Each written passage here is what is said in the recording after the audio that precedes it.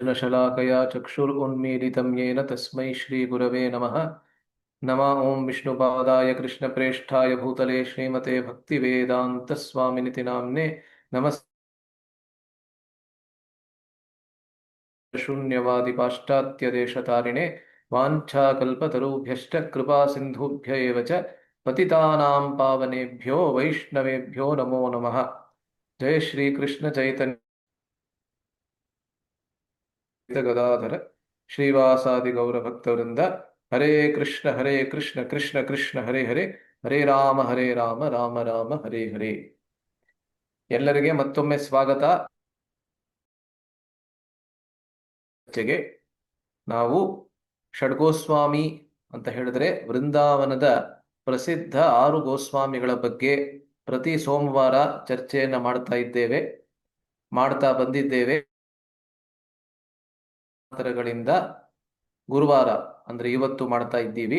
ಬಹಳ ಪುಣ್ಯವಾದ ದಿವಸ ಇವತ್ತು, ರಥಯಾತ್ರೆಯ ದಿವಸ. ನೀವೆಲ್ಲರೂ ಟಿವಿನಲ್ಲಿ ಅಥವಾ ಸಂಭ್ರಮವನ್ನ ಬಹಳ ಅದ್ಭುತವಾಗಿ ಅಲ್ಲಿ ಈ ಮಹೋತ್ಸವ ಜರುಗುತ್ತದೆ. ಅದರಿಂದ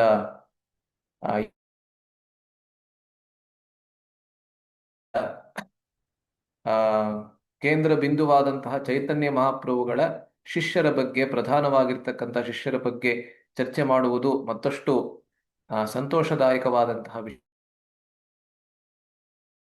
ಸ್ವಾಮಿಗಳ ಬಗ್ಗೆ ಚರ್ಚೆಯನ್ನು ಮಾಡಿದ್ವಿ. ಆರಂಭದಲ್ಲಿ ನಾವೆಲ್ಲರೂ ರೂಪಾನುಗರಾಗಿರುವುದರಿಂದ, ರೂಪ ಗೋಸ್ವಾಮಿಯವರ ಅನುಯಾಯಿಗಳು ಆಗಿರೋದ್ರಿಂದ ಆರಂಭದಲ್ಲಿ ರೂಪ ಗೋಸ್ವಾಮಿಯವರ ಚರ್ಚೆ ಮತ್ತು ಅವರ ಗುರುಗಳಾದಂತಹ ಸನಾತನ ಗೋಸ್ವಾಮಿಯವರ ಬಗ್ಗೆ ಚರ್ಚೆ ಮಾಡಿದ್ವಿ. ನಂತರ ರಘುನಾಥ ದಾಸ ಗೋಸ್ವಾಮಿಯವರ ಬಗ್ಗೆ ಚರ್ಚೆ ಮಾಡಿದ್ವಿ. ಈ ಮೂರುವರು ಸಂಪ್ರದಾಯದಲ್ಲಿ ಬಹಳ ಮುಖ್ಯವಾದಂತಹ ಪಾತ್ರಗಳನ್ನ ವಹಿಸುವಂತವರು.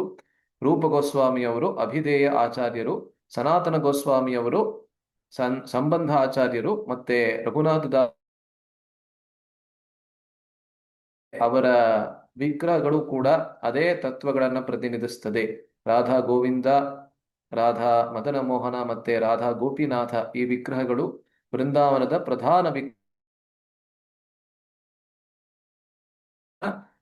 ಪ್ರತಿನಿಧಿಸುವಂತಹ ವಿಗ್ರಹಗಳು ಅಂತ ನಾವು ಚರ್ಚೆ ಮಾಡಿದ್ವಿ.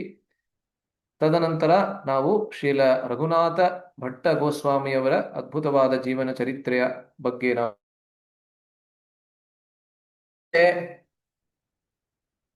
ಕಳೆದ 2 ಚರ್ಚೆಗಳಲ್ಲಿ ನಾವು ಗೋಪಾಲ ಭಟ್ಟ ಗೋಸ್ವಾಮಿಯವರ ಜೀವನ ಚರಿತ್ರೆಯನ್ನ ಗಮನಿಸಿದ್ವಿ. ಅವರ ಶ್ರೀರಂಗದ ವಾಯ್ಸ್ ಡಿಸ್ಟರ್ಬೆನ್ಸ್ ಆಗ್ತಾ ಇದೆಯಾ? ಹೌದು ಪ್ರಭು, ಬಿಟ್ಟು ಹೇಳ್ತಾ ಇದೆ. ನೀವು ನೋಡಿ, ಅಕಸ್ಮಾತ್ ಡಿಸ್ಟರ್ಬೆನ್ಸ್ ಕಂಟಿನ್ಯೂ ಆದ್ರೆ ನನಗೆ ಮತ್ತೆ ತಿಳಿಸಿ, ಅವಾಗ ನಾನು ಏನಾದರೂ ಮಾಡೋದಕ್ಕೆ ನೋಡ್ತೀನಿ. ಆಯ್ತಾ? ಓಕೆ. ಸೊ ವೃಂದಾವನದ ಗೋಪಾಲ ಭಟ್ಟ ಗೋಸ್ವಾಮಿಯವರ ಶ್ರೀರಂಗದಲ್ಲಿ ಬಾಲ್ಯ, ತದನಂತರ ವೃಂದಾವನದಲ್ಲಿ ಅವರ ಲೀಲೆಗಳು, ಮುಖ್ಯವಾಗಿ ಶ್ರೀ ರಾಧಾರಮಣರ ಆವಿರ್ಭಾವದ ಅದ್ಭುತವಾದಂತಹ ಲೀಲೆ ಏನಿದೆ, ಅತ್ಯದ್ಭುತವಾದಂತಹ ಲೀಲೆ, ಅದನ್ನ ನಾವು ಕಳೆದ ಬಾರಿ ಗಮನಿಸಿದ್ವಿ, ಸುಮಾರು 10 ದಿವಸಗಳ ಹಿಂದೆ, ಕಳೆದ ಸೋಮವಾರ. ಇಂದು ನಾವು ಕೊನೆಯ ಗೋಸ್ವಾಮಿ ಅಂದ್ರೆ ಪ್ರಸಿದ್ಧ 6 ಗೋಸ್ವಾಮಿಗಳಲ್ಲಿ ಕೊನೆಯ ಗೋಸ್ವಾಮಿಯಾದಂತಹ ಜೀವ ಗೋಸ್ವಾಮಿಯವರ ಬಗ್ಗೆ ನಾವು ಚರ್ಚೆಯನ್ನ ಮಾಡ್ತೀವಿ. 1 ನಿಮಿಷ.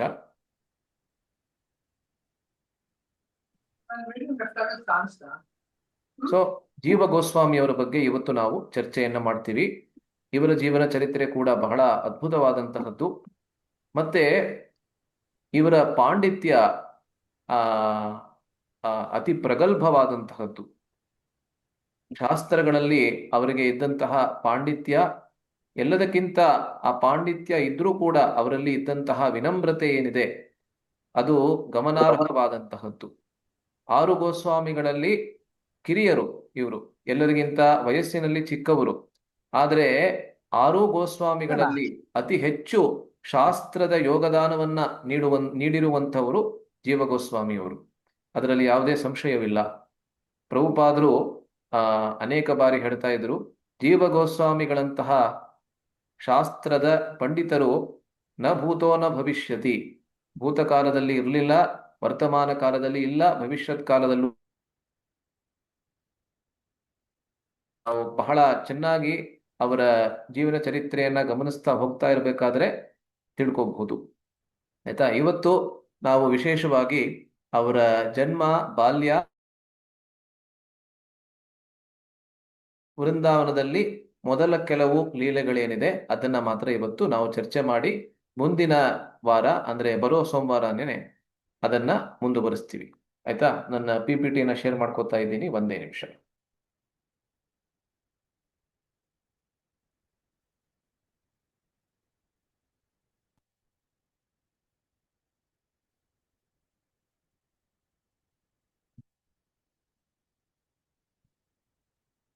ಎಲ್ಲರಿಗೂ ಕಾಣಿಸ್ತಾ ಇದೆ ಅಂತ ಅಂದ್ಕೋತೀನಿ.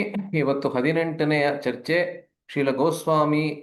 ಶೀಲ ಜೀವ ಗೋಸ್ವಾಮಿಯವರ ಬೃಹತ್ ಯೋಗದಾನ ಅಂತ ಇದರ ಹೆಸರು. ಆಯ್ತಾ? ಸೊ ಇವಾಗ ಚರ್ಚೆ ಶುರು ಮಾಡೋಣ. ಜೀವ ಗೋಸ್ವಾಮಿಗಳ ಮೇಲೆ ಇರುವಂತಹ ಅದ್ಭುತವಾದಂತಹ ಶ್ಲೋಕ ಇದು. ಒಂದು ನಿಮಿಷ.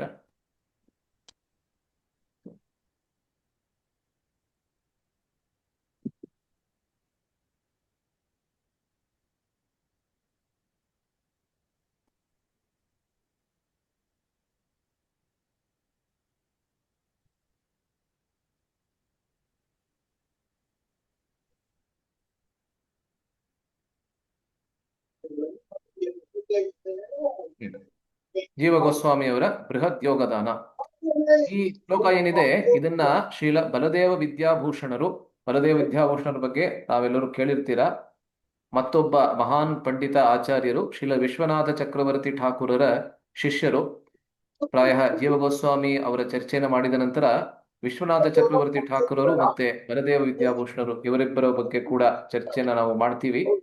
ಏನಕ್ಕೆ ಅಂದ್ರೆ ಇವರಿಬ್ರು ಯಾರಿದ್ದಾರೆ, ಬಹಳ ಮುಖ್ಯವಾದಂತಹ ಸಮಯದಲ್ಲಿ ಗೌಡಿಯ ವೈಷ್ಣವ ಸಂಪ್ರದಾಯ ಇನ್ನೇನು ಮುಗುಳುಗು ಹೋಗುವಂತಹ ಸಂದರ್ಭದಲ್ಲಿ ಬಂದು ಇದನ್ನ ಪುನರುಜ್ಜೀವನ ಮಾಡಿಸಿದಂತಹ ಆಚಾರ್ಯರು ವಿಶ್ವನಾಥ ಚಕ್ರವರ್ತಿ ಠಾಕೂರರು ಮತ್ತೆ ಬಲದೇವ ವಿದ್ಯಾಭೂಷಣರು.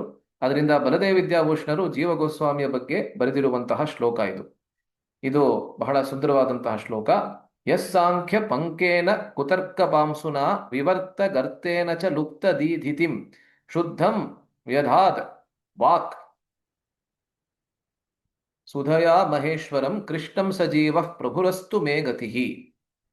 ಸಜೀವ ಕೊನೆಯ ಸಾಲಿನಲ್ಲಿದೆಯಲ್ಲ ಈ ಶಬ್ದಗಳು ಗಮನಾರ್ಹವಾದಂತಹದ್ದು. ಸಜೀವ, ಆ ಜೀವ ಗೋಸ್ವಾಮಿಯವರು, ಸಜೀವ ಪ್ರಭು, ನನ್ನ ಒಡೆಯನಾದಂತಹ ಆ ಜೀವ ಗೋಸ್ವಾಮಿಯವರು ನನ್ನ ಗತಿಯಾಗಲಿ ಅಥವಾ ನನಗೆ ಆಶ್ರಯವಾಗಲಿ ಅಂತ ಅದಕ್ಕೆ ಅರ್ಥ. ಅದಕ್ಕಿಂತ ಮುಂಚೆ ಏನ್ ಹೇಳ್ತಾ ಇದ್ದಾರೆ, ಎಂತಹ ಜೀವ ಗೋಸ್ವಾಮಿಯವರು ಅಂತ ಹೇಳಿದ್ರೆ, ಯಾರು ಸಾಂಖ್ಯ ಪಂಕೇನ ಕುತರ್ಕ ಪಾಂಸುನ, ಸುಮಾರು 400-500 ವರ್ಷಗಳ ಹಿಂದೆ ಅಥವಾ ಇನ್ನೂ ಹಿಂದೆ ಭಾರತದಲ್ಲಿ ಯಾವಾಗ ಶಾಸ್ತ್ರ ಪರಂಪರೆ ಎನ್ನುವುದು ಬಹಳ ಜೀವಂತವಾಗಿ ಉಳ್ಕೊಂಡಿತ್ತು, ಇವತ್ತು ಆ ರೀತಿ ಇಲ್ಲ ಖಂಡಿತವಾಗ್ಲೂ, ಆದರೆ ಎಲ್ಲಿವರೆಗೆ ಶಾಸ್ತ್ರ ಪರಂಪರೆ ಅನ್ನೋದು ಜೀವಂತವಾಗಿ ಭಾರತದಲ್ಲಿ ಉಳ್ಕೊಂಡಿತ್ತು ಅಲ್ಲಿವರೆಗೆ ನಾವೇನನ್ನ ಗಮನಿಸ್ತೀವಿ ಅಂತ ಹೇಳಿದ್ರೆ, ಅನೇಕ ಕುಶಾಸ್ತ್ರಗಳನ್ನ ಬೋಧಿಸುವಂತವರು ಕೂಡ ಅನೇಕರು ಇದ್ರು. ಕುಶಾಸ್ತ್ರಗಳು ಅಂತ ಹೇಳಿದ್ರೆ ಏನು, ಯಾವುದು ಭಗವಂತನೇ ಈ ಈ ಲೋಕದ ಸರ್ವಸ್ವ ಅಂತ ಯಾವ ಶಾಸ್ತ್ರಗಳು ಬೋಧಿಸುವುದಿಲ್ಲ, ಯಾವ ಶಾಸ್ತ್ರಗಳು ಮಾಯವಾದ ತತ್ವವನ್ನ ಹೇಳುತ್ತೆ, ಇನ್ನಿತರ ತತ್ವಗಳನ್ನ ಹೇಳಿ ಜೀವನ ಮತ್ತೆ ಭಗವಂತನ, ಜೀವಾತ್ಮ ಮತ್ತೆ ಪರಮಾತ್ಮನ ನಡುವೆ ಇರುವಂತಹ ಶಾಶ್ವತ ಸಂಬಂಧವನ್ನ ಬಿಟ್ಟು ಬೇರೆ ಎಲ್ಲವನ್ನ ಸಾರುವಂತಹ ಶಾಸ್ತ್ರಗಳೇನಿದೆ ಅದೆಲ್ಲ ಕೂಡ ಕುತರ್ಕವನ್ನ ಮಾಡುವಂತಹ ಶಾಸ್ತ್ರಗಳು. ಇವಾಗ ಭಾರತೀಯ ಪರಂಪರೆಯಲ್ಲೇ, ಜ್ಞಾನ ಪರಂಪರೆಯಲ್ಲೇ 6 ದರ್ಶನಗಳು ಅಂತ ಇದೆ. ಸಾಂಖ್ಯ, ಯೋಗ, ಮೀಮಾಂಸಾ, ನ್ಯಾಯ, ಪೂರ್ವ ಮೀಮಾಂಸಾ ಮತ್ತೆ ಉತ್ತರ ಮೀಮಾಂಸಾ, ಈ ರೀತಿಯಾದಂತಹ 6 ದರ್ಶನಗಳಿವೆ. ಇದರಲ್ಲಿ ಉತ್ತರ ಮೀಮಾಂಸಾ ಅಂದ್ರೆ ವೇದಾಂತವನ್ನ ಬಿಟ್ಟು ಬೇರೆ ಎಲ್ಲವೂ ಕೂಡ ಬೇರೆ ಬೇರೆ ತತ್ವಗಳನ್ನ ಹೇಳುತ್ತೆ. ಉದಾಹರಣೆಗೆ ನ್ಯಾಯಶಾಸ್ತ್ರದಲ್ಲಿ ನ್ಯಾಯ ಅಂದ್ರೆ ಲಾಜಿಕ್, ತರ್ಕವೇ ಎಲ್ಲ. ತರ್ಕದಿಂದ ಏನನ್ ಬೇಕಾದರೂ ನಾನು ಸಾಧಿಸಬಲ್ಲೆ, ಯಾವ್ದನ್ ಬೇಕಾದರೂ ಆ ನಾನು ವಿರೋಧಿಸಬಲ್ಲೆ ಎಂಬಂತೆ ಅವರು ನಂಬ್ತಾರೆ. ಅದೇ ರೀತಿ ಸಾಂಖ್ಯಶಾಸ್ತ್ರದಿಂದ ನಾವು ಏನನ್ನ ಸಾಂಖ್ಯಶಾಸ್ತ್ರದಲ್ಲಿ ನಾವೇನನ್ನ ನೋಡ್ತೀವಿ ಅಂತ ಹೇಳಿದ್ರೆ ಎಲ್ಲವೂ ಸಂಖ್ಯೆ. ಈ ಜಗತ್ತಿನಲ್ಲಿರುವಂತಹ ಎಲ್ಲವೂ ಸಂಖ್ಯೆಗೆ ಬದ್ಧವಾದಂತಹದ್ದು.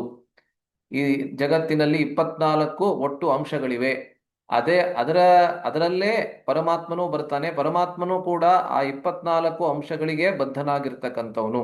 ಆ ರೀತಿಯಾಗಿ ಅನೇಕ ಕುಶಾಸ್ತ್ರಗಳೇನಿತ್ತು ಅದು ಪಂಕ ಅಂತ ಹೇಳಿದ್ರೆ ನಿಜವಾಗ್ಲೂ ಮಣ್ಣು ಅಂತ. ಆದ್ರೆ ಅದಕ್ಕೆ ಏನು ವಿವರವನ್ನ ಕೊಡ್ತಾರೆ ಅಂತ ಹೇಳಿದ್ರೆ ಈ ಆ ಜವುಗು ಮರಳು ಅಂತ ಹೇಳ್ತಾರೆ. ಆದ್ರೆ ಕ್ವಿಕ್ ಸ್ಯಾಂಡ್ ಅಂತ ಹೇಳ್ತೀವಲ್ಲ ಇಂಗ್ಲಿಷ್ ನಲ್ಲಿ, ಕ್ವಿಕ್ ಸ್ಯಾಂಡ್ ಅಂದ್ರೆ ಅಲ್ಲಿ ಒಂದೊಂದ್ ಕಡೆ ನಾವು ನೋಡಿದ್ರೆ ಅದು ಮಣ್ಣು ತರ ಇರತ್ತೆ, ಆದ್ರೆ ಒಳಗ್ ಹೋದ್ರೆ ಅದು ಅದ್ರ ಮೇಲೆ ಕಾಲಿಟ್ರೆ ಅದು ಒಳಗೆ ನಮ್ಮನ್ನ ಎಳ್ಕೊಂಡ್ ಬಿಡತ್ತಲ್ಲ, ಆ ಕ್ವಿಕ್ ಸ್ಯಾಂಡ್ ಅಂತ ಹೇಳ್ತಾರೆ ಇಂಗ್ಲಿಷ್ ನಲ್ಲಿ. ಅದಕ್ಕೆ ಕನ್ನಡದಲ್ಲಿ ಅನೇಕ ಬೇರೆ ಬೇರೆ ಶಬ್ದಗಳಿದೆ. ಸೊ ಆ ರೀತಿಯಾಗಿ ಸಾಂಖ್ಯ ತತ್ವ ಇತ್ತು. ಕುತರ್ಕ ಪಾಂಸುನ, ಅನೇಕರು ಬೇರೆ ಬೇರೆ ರೀತಿಯಾದಂತ ತರ್ಕದಿಂದ ಅನೇಕ ಆ ಕುಶಾಸ್ತ್ರಗಳನ್ನ ಬೋಧಿಸ್ತಾ ಇದ್ರು. ಅದೆಲ್ಲವೂ ಪಾಂಸು ಅಂತ ಹೇಳಿದ್ರೆ ವಸ್ತುತಃ ಧೂಳು, ಆದ್ರೆ ಇಲ್ಲಿ ಬಿರುಗಾಳಿ ಅಂತ ಹೇಳ್ತಾ ಇದ್ದಾರೆ. ಅದರಿಂದ ಬಿರುಗಾಳಿ ಅಂತ ಇದ್ದಂತಹ ಕುತರ್ಕಗಳು ಮತ್ತೆ ಆ ಜವುಗು ಮರಳು ಅದರ ತರಹ ಇದ್ದಂತಹ ಸಾಂಖ್ಯ ತತ್ವ, ಮತ್ತೆ ವಿವರ್ತವಾದ ಅಂತ ಹೇಳಿದ್ರೆ ಮಾಯಾವಾದ. ಪ್ರಭುಪಾದರು ಹೇಳ್ತಾರಲ್ಲ ಅನೇಕ ಬಾರಿ, ಮಾಯಾವಾದ ಶಾಸ್ತ್ರ ಮಾಯಾವಾದಂ ಅಸಚ್ಛಾಸ್ತ್ರಂ ಪೃಚ್ಛನ್ನಂ ಬೌದ್ಧಂ ಈಶ್ವರಂ. ಮಾಯಾವಾದ ಅನ್ನೋದು ಅಸಚ್ಛಾಸ್ತ್ರ.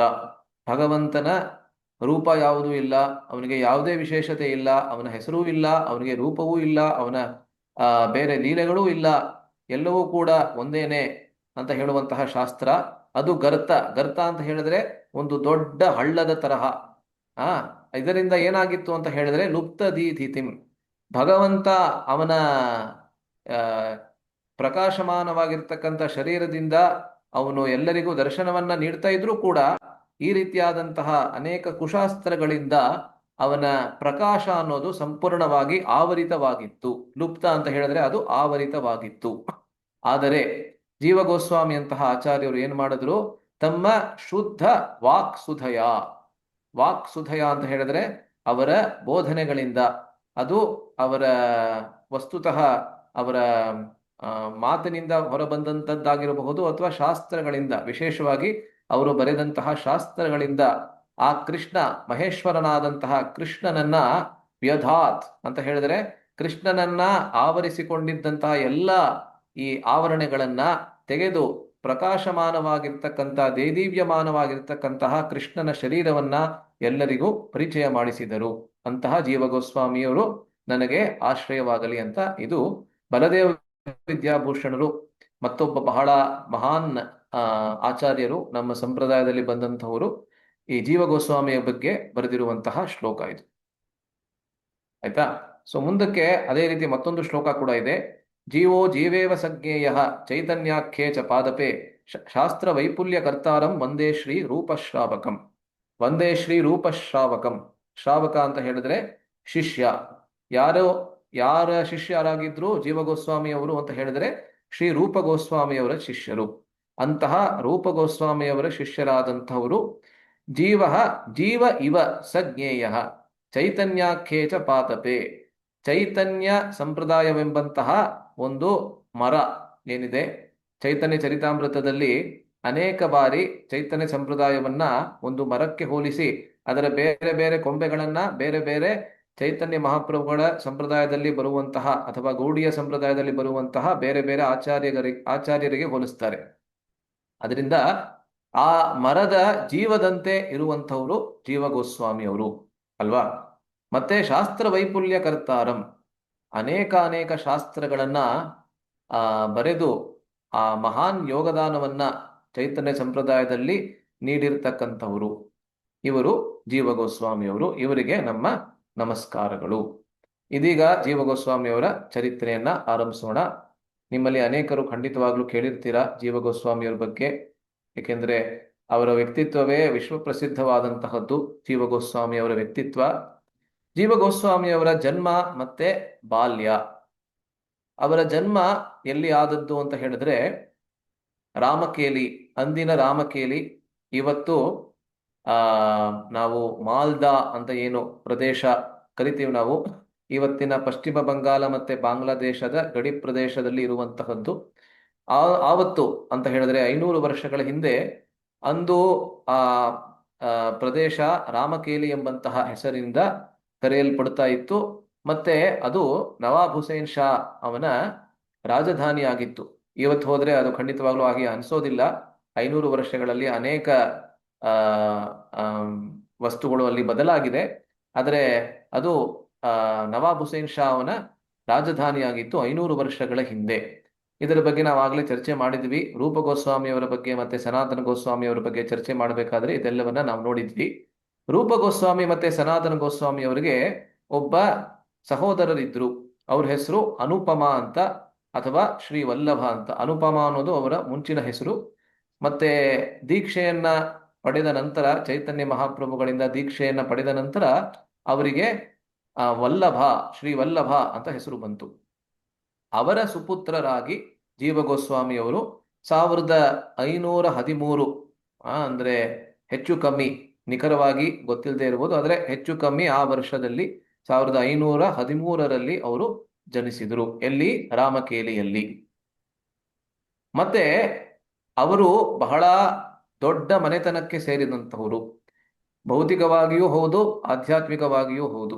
ಆಧ್ಯಾತ್ಮಿಕವಾಗಿ ನೋಡಿದ್ರೆ ಅವರ ದೊಡ್ಡಪ್ಪ ಇಬ್ಬರೂ ಕೂಡ, ರೂಪ ಗೋಸ್ವಾಮಿ ಮತ್ತೆ ಸನಾತನ ಗೋಸ್ವಾಮಿ ಇಬ್ಬರು ಬಹಳ ದೊಡ್ಡ ಆಚಾರ್ಯರು ಗೌಡಿಯ ಸಂಪ್ರದಾಯದಲ್ಲಿ, ಅದರಲ್ಲಿ ಯಾವುದೇ ಸಂಶಯವಿಲ್ಲ. ಆದರೆ ಭೌತಿಕವಾಗಿಯೂ ಕೂಡ ರೂಪ ಗೋಸ್ವಾಮಿ ಮತ್ತೆ ಸನಾತನ ಗೋಸ್ವಾಮಿ ನವಾಬ್ ಹುಸೇನ್ ಶಾ ಅವರ ರಾಜ್ಯದಲ್ಲಿ ವಿತ್ತ ಮಂತ್ರಿಗಳು ಮತ್ತೆ ಪ್ರಧಾನಮಂತ್ರಿಗಳಾಗಿದ್ರು. ಸನಾತನ ಗೋಸ್ವಾಮಿ ಪ್ರಧಾನಮಂತ್ರಿ ಮತ್ತೆ ರೂಪ ಗೋಸ್ವಾಮಿ ಅವರು ವಿತ್ತ ಮಂತ್ರಿ. ಇದರ ಬಗ್ಗೆ ನಾವಾಗ್ಲೇ ಅನೇಕ ಬಾರಿ ನಾವು ನೋಡಿದ್ವಿ ಅಲ್ವೇ? ಅದರಿಂದ ಮನೆಯಲ್ಲಿ ತುಂಬ ಹೋಗುವಷ್ಟು ಧನ ಅಂದ್ರೆ ಸಂಪತ್ತು ಅವರಲ್ಲಿ ಅಲ್ವಾ. ಇವರಿಬ್ರು ಕೂಡ ಒಂದೊಂದು ಅರಮನೆಯಲ್ಲೇ ವಾಸ ಮಾಡ್ತಾ ಇದ್ರು. ಇದೆಲ್ಲವನ್ನ ನಾವು ಗಮನಿಸಿದ್ವಿ. ಮತ್ತೆ ರೂಪ ಗೋಸ್ವಾಮಿ ಸನಾತನ ಗೋಸ್ವಾಮಿ ಅವರು ವೃಂದಾವನದ ವಿರಹ ಭಾವನೆಯಲ್ಲಿ ಅವರ ಮನೆಯೊಳಗೇನೆ ಒಂದು ಸಣ್ಣ ವೃಂದಾವನವನ್ನ, ಗುಪ್ತ ವೃಂದಾವನವನ್ನ ಮಾಡ್ಕೊಂಡಿದ್ರು. ಇದೆಲ್ಲವನ್ನ ಕೂಡ ನಾವು ಗಮನಿಸಿದ್ವಿ. ಮತ್ತೆ ಅವರ ಸಹೋದರರಾದಂತಹ ಅನುಪಮ ಅಥವಾ ಶ್ರೀ ವಲ್ಲಭ ಯಾರಿದ್ರು, ಅವರು ರಾಮ ಭಕ್ತರಾಗಿದ್ರು. ಇದನ್ನು ಕೂಡ ನಾವು ಗಮನಿಸಿದ್ವಿ. ಅವರು ರಾಮನಿಗೆ ತಮ್ಮ ಸಂಪೂರ್ಣ ಜೀವನವನ್ನ ಸಮರ್ಪಿಸಿಕೊಂಡಿದ್ರು. ಚೈತನ್ಯ ಮಹಾಪ್ರಭುಗಳ ಅನುಯಾಯಿಗಳಾಗಿದ್ರೂ ಕೂಡ ಅವರು ರಾಮ ಭಕ್ತರಾಗಿದ್ರು. ಒಮ್ಮೆ ರೂಪ ಗೋಸ್ವಾಮಿ ಮತ್ತೆ ಸನಾತನ ಗೋಸ್ವಾಮಿ ಅವರ, ಅಂದ್ರೆ ಅವರ ಅಣ್ಣಂದಿರ ಸ್ಫೂರ್ತಿಯಿಂದ ಕೃಷ್ಣ ಭಕ್ತಿಯ ಕಡೆಗೆ ತಮ್ಮ ಒಲವನ್ನ ತಿರುಗಿಸೋದಕ್ಕೆ ಪ್ರಯತ್ನವನ್ನ ಮಾಡಿದ್ರು. ಸಂಪೂರ್ಣ ರಾತ್ರಿ ಕೃಷ್ಣನ ನಾಮ ಜಪವನ್ನ ಮಾಡೋದಕ್ಕೆ ಪ್ರಯತ್ನವನ್ನ ಮಾಡಿದ್ರು. ಆದರೆ ಮಾರನೇ ದಿವಸ ಬೆಳಿಗ್ಗೆ ಚೈತನ್ಯ ಮಹಾಪ್ರಭುಗಳ ಬಳಿ ಹೋಗಿ, ಎಷ್ಟೇ ನಾನು ಪ್ರಯತ್ನ ಪಟ್ಟರೂ ನನ್ನ ಮನಸ್ಸು ರಾಮಚಂದ್ರನನ್ನ ಬಿಟ್ಟು ಅಲುಗಾಡ್ತಾ ಇಲ್ಲ ಎಂಬುದಾಗಿ ಹೇಳಿದ್ದರೆ ಇದನ್ನ ನಾವು ಗಮನಿಸಿದ್ವಿ ಅಲ್ವೇ? ಆವಾಗ ಚೈತನ್ಯ ಮಹಾಪ್ರಭು ಅವರನ್ನ ಆಲಿಂಗಿಸಿ, ನೀವು ರಾಮಚಂದ್ರನ ಲೀಲೆಯಲ್ಲಿ ನಿತ್ಯ ಪಾರ್ಷದರಾಗಿದ್ರಿ, ಅದರಿಂದ ರಾಮಚಂದ್ರನನ್ನ ಬಿಟ್ಟು ಬೇರೆ ಯಾವುದೇ ದೈವತೆಯನ್ನ ನೀವು ಆರಾಧಿಸುವ ಅವಶ್ಯಕತೆ ಇವಾಗ ಇಲ್ಲ ಅಂತ ಹೇಳಿದ್ರು. ಅವರ ಸುಪುತ್ರರಾಗಿ ಜೀವ ಗೋಸ್ವಾಮಿ ಅವರು 1513ನೇ ಇಸವಿಯಲ್ಲಿ ರಾಮಕೇಲಿಯಲ್ಲಿ ಜನಿಸ್ತಾರೆ. ಬಾಲ್ಯದಿಂದಲೇ ಅವ್ರಿಗೆ ಅನಾಸಕ್ತಿ ಅನ್ನೋದು ಸ್ವಾಭಾವಿಕವಾಗಿ ಇತ್ತು. ಯಾವುದರಿಂದ? ಭೌತಿಕ ವಿಷಯಗಳಿಂದ ಅನಾಸಕ್ತಿ ಆಗಿತ್ತು. ಮತ್ತೆ ಅವರು ಇನ್ನೂ ಸಣ್ಣ ಬಾಲಕರಾಗಿರ್ಬೇಕಾದ್ರೆ, ಪ್ರಾಯ 6-7 ವರ್ಷದ ಬಾಲಕರಾಗಿರ್ಬೇಕಾದ್ರೇನೆ ಅವರು ಒಂದು ದೊಡ್ಡ ಸಂದರ್ಶನವನ್ನ ವೀಕ್ಷಿಸಿದ್ರು. ಯಾವ ಸಂದರ್ಶನ ಅನ್ನೋದನ್ನು ಕೂಡ ನಾವು ನೋಡಿದ್ವಿ. ಮೊದಲನೇ ಬಾರಿ ರೂಪ ಗೋಸ್ವಾಮಿ ಮತ್ತೆ ಸನಾತನ ಗೋಸ್ವಾಮಿ ಅವರು ಹೇಗೆ ಚೈತನ್ಯ ಮಹಾಪ್ರಭುಗಳನ್ನ ಭೇಟಿಯಾದರು. ಚೈತನ್ಯ ಮಹಾಪ್ರಭುಗಳು ವೃಂದಾವನಕ್ಕೆ ಹೋಗಬೇಕು ಅಂತ ಇದ್ರು, ಆದರೆ ಯಾವುದೂ ಕಾರಣವಿಲ್ಲದೆ ಆ ಹಾದಿಯಲ್ಲೇ ಇಲ್ಲದಂತಹ ರಾಮಕೇಲಿ ಪ್ರದೇಶಕ್ಕೆ ಬಂದ್ರು ಅಲ್ವಾ. ನೋಡಿ, ಮಾಯಾಪುರದಿಂದ ವೃಂದಾವನಕ್ಕೆ ಹೋಗ್ಬೇಕಂತ ಹೇಳಿದ್ರೆ ಅಂದ್ರೆ ಇಂದಿನ ಮಾಯಾಪುರ, ಅಥವಾ ಮಾಯಾಪುರ ಅಲ್ಲ, ಜಗನ್ನಾಥಪುರಿ. ಏಕೆಂದ್ರೆ ಅಷ್ಟೊತ್ತಿಗಾಗಲೇ ಚೈತನ್ಯ ಮಹಾಪ್ರಭು ಸನ್ಯಾಸವನ್ನ ಸ್ವೀಕರಿಸಿ ಜಗನ್ನಾಥಪುರಿಯಲ್ಲಿ ವಾಸ ಮಾಡ್ತಾ ಇದ್ರು. ಪೂರಿ ಜಗನ್ನಾಥನಿಂದ ಅಲ್ಲಿಂದ ವೃಂದಾವನಕ್ಕೆ ಹೋಗ್ಬೇಕಂದ್ರೆ ಬಂಗಾಳದ ಮೂಲಕ ಹೋಗುವಂತಹ ಅವಶ್ಯಕತೆ ಇಲ್ಲ. ಆದರೂ ಕೂಡ ಬಂಗಾಳದ, ಅದರಲ್ಲೂ ಪಶ್ಚಿಮ ಬಂಗಾಳದ ಗಡಿ ಪ್ರದೇಶಕ್ಕೆ, ಪ್ರಾಯ ಇವತ್ತಿನ ಪೂರ್ವ ಬಂಗಾಳ ಅಥವಾ ಬಾಂಗ್ಲಾದೇಶಕ್ಕೆ ಬಂದ್ರು. ಏನಕ್ಕೆ ಅಂತ ಹೇಳಿದ್ರೆ ಕೇವಲ ಒಂದೇ ಒಂದು ಕಾರಣದಿಂದ. ಯಾವ ಕಾರಣದಿಂದ ಅಂತ ಹೇಳಿದ್ರೆ ರೂಪ ಗೋಸ್ವಾಮಿ ಅವರಿಗೆ ಮತ್ತೆ ಸನಾತನ ಗೋಸ್ವಾಮಿ ಅವರಿಗೆ ತಮ್ಮ ಆ ಆಶೀರ್ವಾದವನ್ನ ನೀಡಬೇಕು ಅಂತ ಹೇಳಿ. ಆ ರಾತ್ರಿ ನಾವು ಇದನ್ನ ಆಗ್ಲೇ ಗಮನಿಸಿದ್ವಿ. ನವಾಬ್ ಹುಸೇನ್ ಶಾ ಅವ್ರಿಗೆ ರೂಪ ಗೋಸ್ವಾಮಿ ಹೇಳ್ತಾರೆ, ಇವರೇನು ತೊಂದರೆ ಮಾಡೋದಿಲ್ಲ, ಅವ್ರನ್ನ ಬಿಟ್ಬಿಡಿ ಅಂತ. ಮತ್ತೆ ನವಾಬ್ ಹುಸೇನ್ ಶಾಗೆ ರೂಪ ಗೋಸ್ವಾಮಿ ಅವರು ಏನ್ ಹೇಳಿದ್ರು ಅದಕ್ಕಿಂತ ಹೆಚ್ಚು ಶ್ರದ್ಧೆ ಮಹಾಪ್ರಭುಗಳಲ್ಲಿ. ಅವರು ಭಗವಂತನೇ ಇರಬೇಕು ಅಂತ ಹೇಳ್ತಾರೆ. ಅದರಿಂದ ಆ ನಡುರಾತ್ರಿಯಲ್ಲಿ ಯಾರಿಗೂ ಗೊತ್ತಾಗದೇ ಇರೋ ಹಾಗೆ ಚೈತನ್ಯ ಮಹಾಪ್ರಭು ಏಕಾಂತದಲ್ಲಿದ್ದಂತಹ ಸ್ಥಳಕ್ಕೆ ಬಂದು ಮೊದಲು ನಿತ್ಯಾನಂದ ಪ್ರಭುಗಳನ್ನ ಸಂದರ್ಶಿಸಿ ನಂತರ ಚೈತನ್ಯ ಮಹಾಪ್ರಭುಗಳನ್ನ ಸಂದರ್ಶಿಸ್ತಾರೆ. ಮೂರು ಅಣ್ಣ ತಮ್ಮಂದಿರು, ಯಾರು? ರೂಪ ಗೋಸ್ವಾಮಿ, ಸನಾತನ ಗೋಸ್ವಾಮಿ ಮತ್ತೆ ಶ್ರೀವಲ್ಲಭರು. ಈ ಮೂರು ಜನ ಬಂದು ಅವರನ್ನ ಸಂದರ್ಶಿಸ್ತಾರೆ. ಆವಾಗ ಅವರ ಹೆಸರು ಬೇರೆ ಆಗಿತ್ತು, ದಬೀರ್ ಖಾಸ್ ಮತ್ತೆ ಸಾಕಾರ್ ಮಲ್ಲಿಕ್ ಅಲ್ವೇ. ಅದರಿಂದ ನವಾಬ್ ಹುಸೇನ್ ಶಾ ಕೂಡ ಒಂದು ಇನಿಸಿಯೇಷನ್ ಅಂದ್ರೆ ದೀಕ್ಷಾ ಪದ್ಧತಿಯನ್ನ ಇಟ್ಕೊಂಡಿದ್ದ ಅಂತ ಕಾಣುತ್ತೆ. ಅವನು ಕೂಡ ಬೇರೆ ಹೆಸರನ್ನ ಕೊಟ್ಟಿದ್ದ. ಆದ್ರೆ ಮೊದಲನೇ ಬಾರಿ ಯಾವಾಗ ಅವರು ಚೈತನ್ಯ ಮಹಾಪ್ರಭುಗಳನ್ನ ಸಂದರ್ಶಿಸ್ತಾರೆ, ಅವರ ವಿನಮ್ರತೆ ಏನಿತ್ತು ಅದನ್ನ ನೋಡಿ ಏನು ಚೈತನ್ಯ ಮಹಾಪ್ರಭುಗಳು, ಇನ್ನು ವಿನಮ್ರತೆಯನ್ನ ದಯವಿಟ್ಟು ತೋರಿಸ್ಬೇಡಿ, ಇಷ್ಟು ವಿನಮ್ರತೆಯನ್ನ ತೋರಿಸಿದ್ರೆ ನನ್ನ ಹೃದಯ ಒಡೆದೋಗ್ತಾ ಇದೆ ಅಂತ ಹೇಳ್ತಾರೆ. ಇದೆಲ್ಲವನ್ನ ಸಣ್ಣ ಬಾಲಕ ಜೀವ ಅವಾಗ ಗಮನಿಸ್ತಾನೆ ಅಲ್ವಾ. ಎಂತ ಸ್ಫೂರ್ತಿಯಾಗಿರ್ಬೇಕು ಅವರ ಮನಸ್ಸಿನಲ್ಲಿ.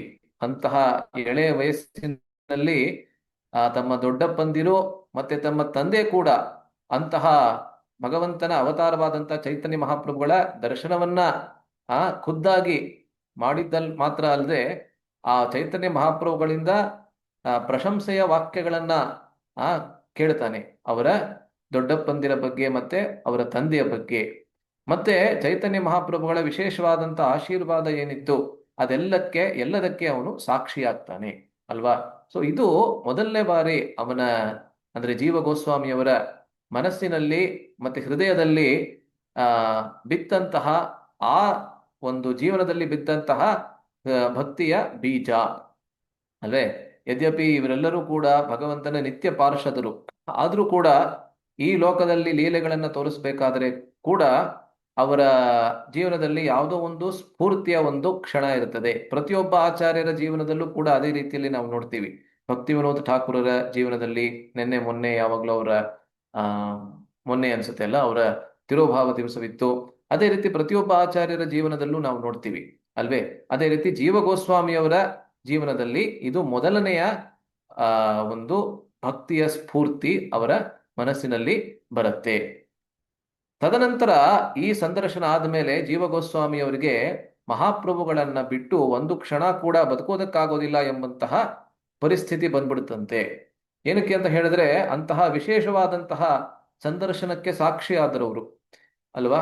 ಮಹಾಪ್ರಭುಗಳ ಕರುಣೆ ಏನಿದೆ, ಅವರ ವಿಶೇಷವಾದಂತ ಕೃಪೆ ಏನಿದೆ, ತನ್ನ ಪರಿವಾರದವರ ಮೇಲೇನೆ ಅವರು ತೋರಿಸಿದಂತಹ ಕೃಪೆಗೆ ಸಾಕ್ಷಿಯಾದ್ರು ಜೀವ ಗೋಸ್ವಾಮಿ ಅವರು. ಅದರಿಂದ ಅವರನ್ನ ಬಿಟ್ಟು ಒಂದು ಕ್ಷಣ ಕೂಡ ಪ್ರಾಯ ಅಂದ್ರೆ ಅವರ ಚಿಂತನೆಯನ್ನ ಬಿಟ್ಟು ಅವರ ಆಲೋಚನೆಯನ್ನ ಬಿಟ್ಟು ಒಂದು ಕ್ಷಣ ಕೂಡ ನನಗೆ ಜೀವನ ಮಾಡೋದಕ್ಕಾಗೋದಿಲ್ಲ ಎಂಬಂತಹ ಸ್ಥಿತಿಗೆ ಅವರು ಬಂದ್ಬಿಡ್ತಾರೆ. ಇದಾದ್ಮೇಲೆ ಏನಾಗುತ್ತೆ ಅನ್ನೋದನ್ನ ನಾವು ನೋಡಿದ್ದೀವಿ. ನಾನು ಸಂಕ್ಷಿಪ್ತದಲ್ಲಿ ಮಾತ್ರ ಹೇಳ್ತೀನಿ. ಜೀವ ಗೋಸ್ವಾಮಿ ಅವರು ರಾಮಕೇರಿಯಲ್ಲೇ ನಿವಾಸ ಮಾಡ್ತಾ ಇರಬೇಕಾದ್ರೆ ರೂಪ ಗೋಸ್ವಾಮಿ ಮತ್ತೆ ಅನುಪಮ ಇವರಿಬ್ಬರು ಸರ್ಕಾರಿ ನೌಕರಿಯಿಂದ, ಇವತ್ತೆಲ್ಲರೂ ಸರ್ಕಾರಿ ನೌಕರಿ ಬೇಕು, ಎಲ್ಲರಿಗೂ ಸರ್ಕಾರಿ ಕೆಲಸ ಬೇಕು ಅಂತ ಒದ್ದಾಡ್ತಾರೆ. ಆದ್ರೆ ಸರ್ಕಾರಿ ಹುದ್ದೆಯಲ್ಲಿ, ಅದು ಅಷ್ಟು ದೊಡ್ಡ ಹುದ್ದೆಯಲ್ಲಿ ಇದ್ದಂತಹ ರೂಪ ಗೋಸ್ವಾಮಿ ಮತ್ತೆ ಅನುಪಮರು ಇನ್ನೂ ನಿವೃತ್ತಿಯ ಸಮಯ ಬರ್ದೇನೆ ಅವರು ನಿವೃತ್ತಿಯನ್ನ ಕೊಟ್ಬಿಡ್ತಾರೆ ಅಲ್ವಾ. ರೂಪ ಗೋಸ್ವಾಮಿ ಮತ್ತೆ ಅನುಪಮರು ಅವರ ತಾಯಿನಾಡಿಗೆ, ಇವತ್ತಿನ ಬಾಂಗ್ಲಾದೇಶದಲ್ಲಿ ಬರುತ್ತೆ, ಅಲ್ಲಿಗೆ ಹೋಗಿ ಎಲ್ಲ ತಮ್ಮ ಸಂಪತ್ತನ್ನ ಹೇಗೆ ಅವರು ವಿತರಣೆ ಮಾಡ್ತಾರೆ ಅದೆಲ್ಲವನ್ನ ನಾವು ನೋಡಿದ್ವಿ. ತದನಂತರ ಅವರಿಬ್ಬರು ವೃಂದಾವನಕ್ಕೆ ಹೋಗ್ತಾರೆ. ಮತ್ತೆ ಸನಾತನ ಗೋಸ್ವಾಮಿ ಅವರಿಗೆ ಒಂದು ಪತ್ರವನ್ನ ಬರೆದು ಹೋಗ್ತಾರೆ. ಸನಾತನ ಗೋಸ್ವಾಮಿ ಅವರು ತಕ್ಷಣ ನಿವೃತ್ತಿಯನ್ನ ಪಡೆಯೋದಕ್ಕಾಗೋದಿಲ್ಲ, ಏಕೆಂದ್ರೆ ಅವರು ಪ್ರಧಾನಮಂತ್ರಿಗಳಾಗಿದ್ರು. ಅದರಿಂದ ಅವರಿಗೆ ಒಂದು ಪತ್ರವನ್ನ ಬರೆದು ಆದಷ್ಟು ಬೇಗ ನೀವು ಕೂಡ ನಿವೃತ್ತಿಯನ್ನ ಪಡೆದು ವೃಂದಾವನಕ್ಕೆ ಬನ್ನಿ ಅಂತ ಹೇಳ್ಬಿಟ್ಟು ಹೋಗ್ತಾರೆ.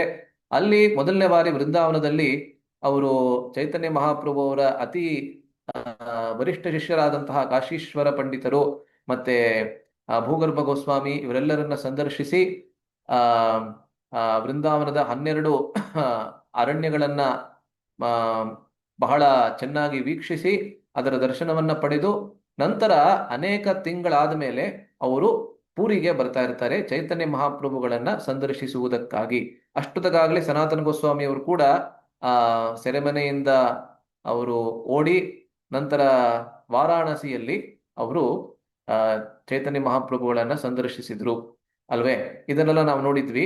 ಆದರೆ ಮತ್ತೊಂದು ಏನಾಗತ್ತೆ ಅಂತ ಹೇಳಿದ್ರೆ, ವೃಂದಾವನದಿಂದ ಬರಬೇಕಾದ್ರೆ ಊರಿಗೆ ಬರಬೇಕಾದ್ರೆ ಆ ದಾರಿಯಲ್ಲಿ ಏನಾಗತ್ತೆ ಅಂತ ಹೇಳಿದ್ರೆ, ಈ ಜೀವ ಗೋಸ್ವಾಮಿಯವರ ತಂದೆಯಾದಂತಹ ವಲ್ಲಭರು, ಶ್ರೀವಲ್ಲಭರು ಅಥವಾ ಅವರ ಪೂರ್ವ ಹೆಸರು ಅನುಪಮ, ಅವರು ಅವರ ದೇಹಾಂತವಾಗತ್ತೆ.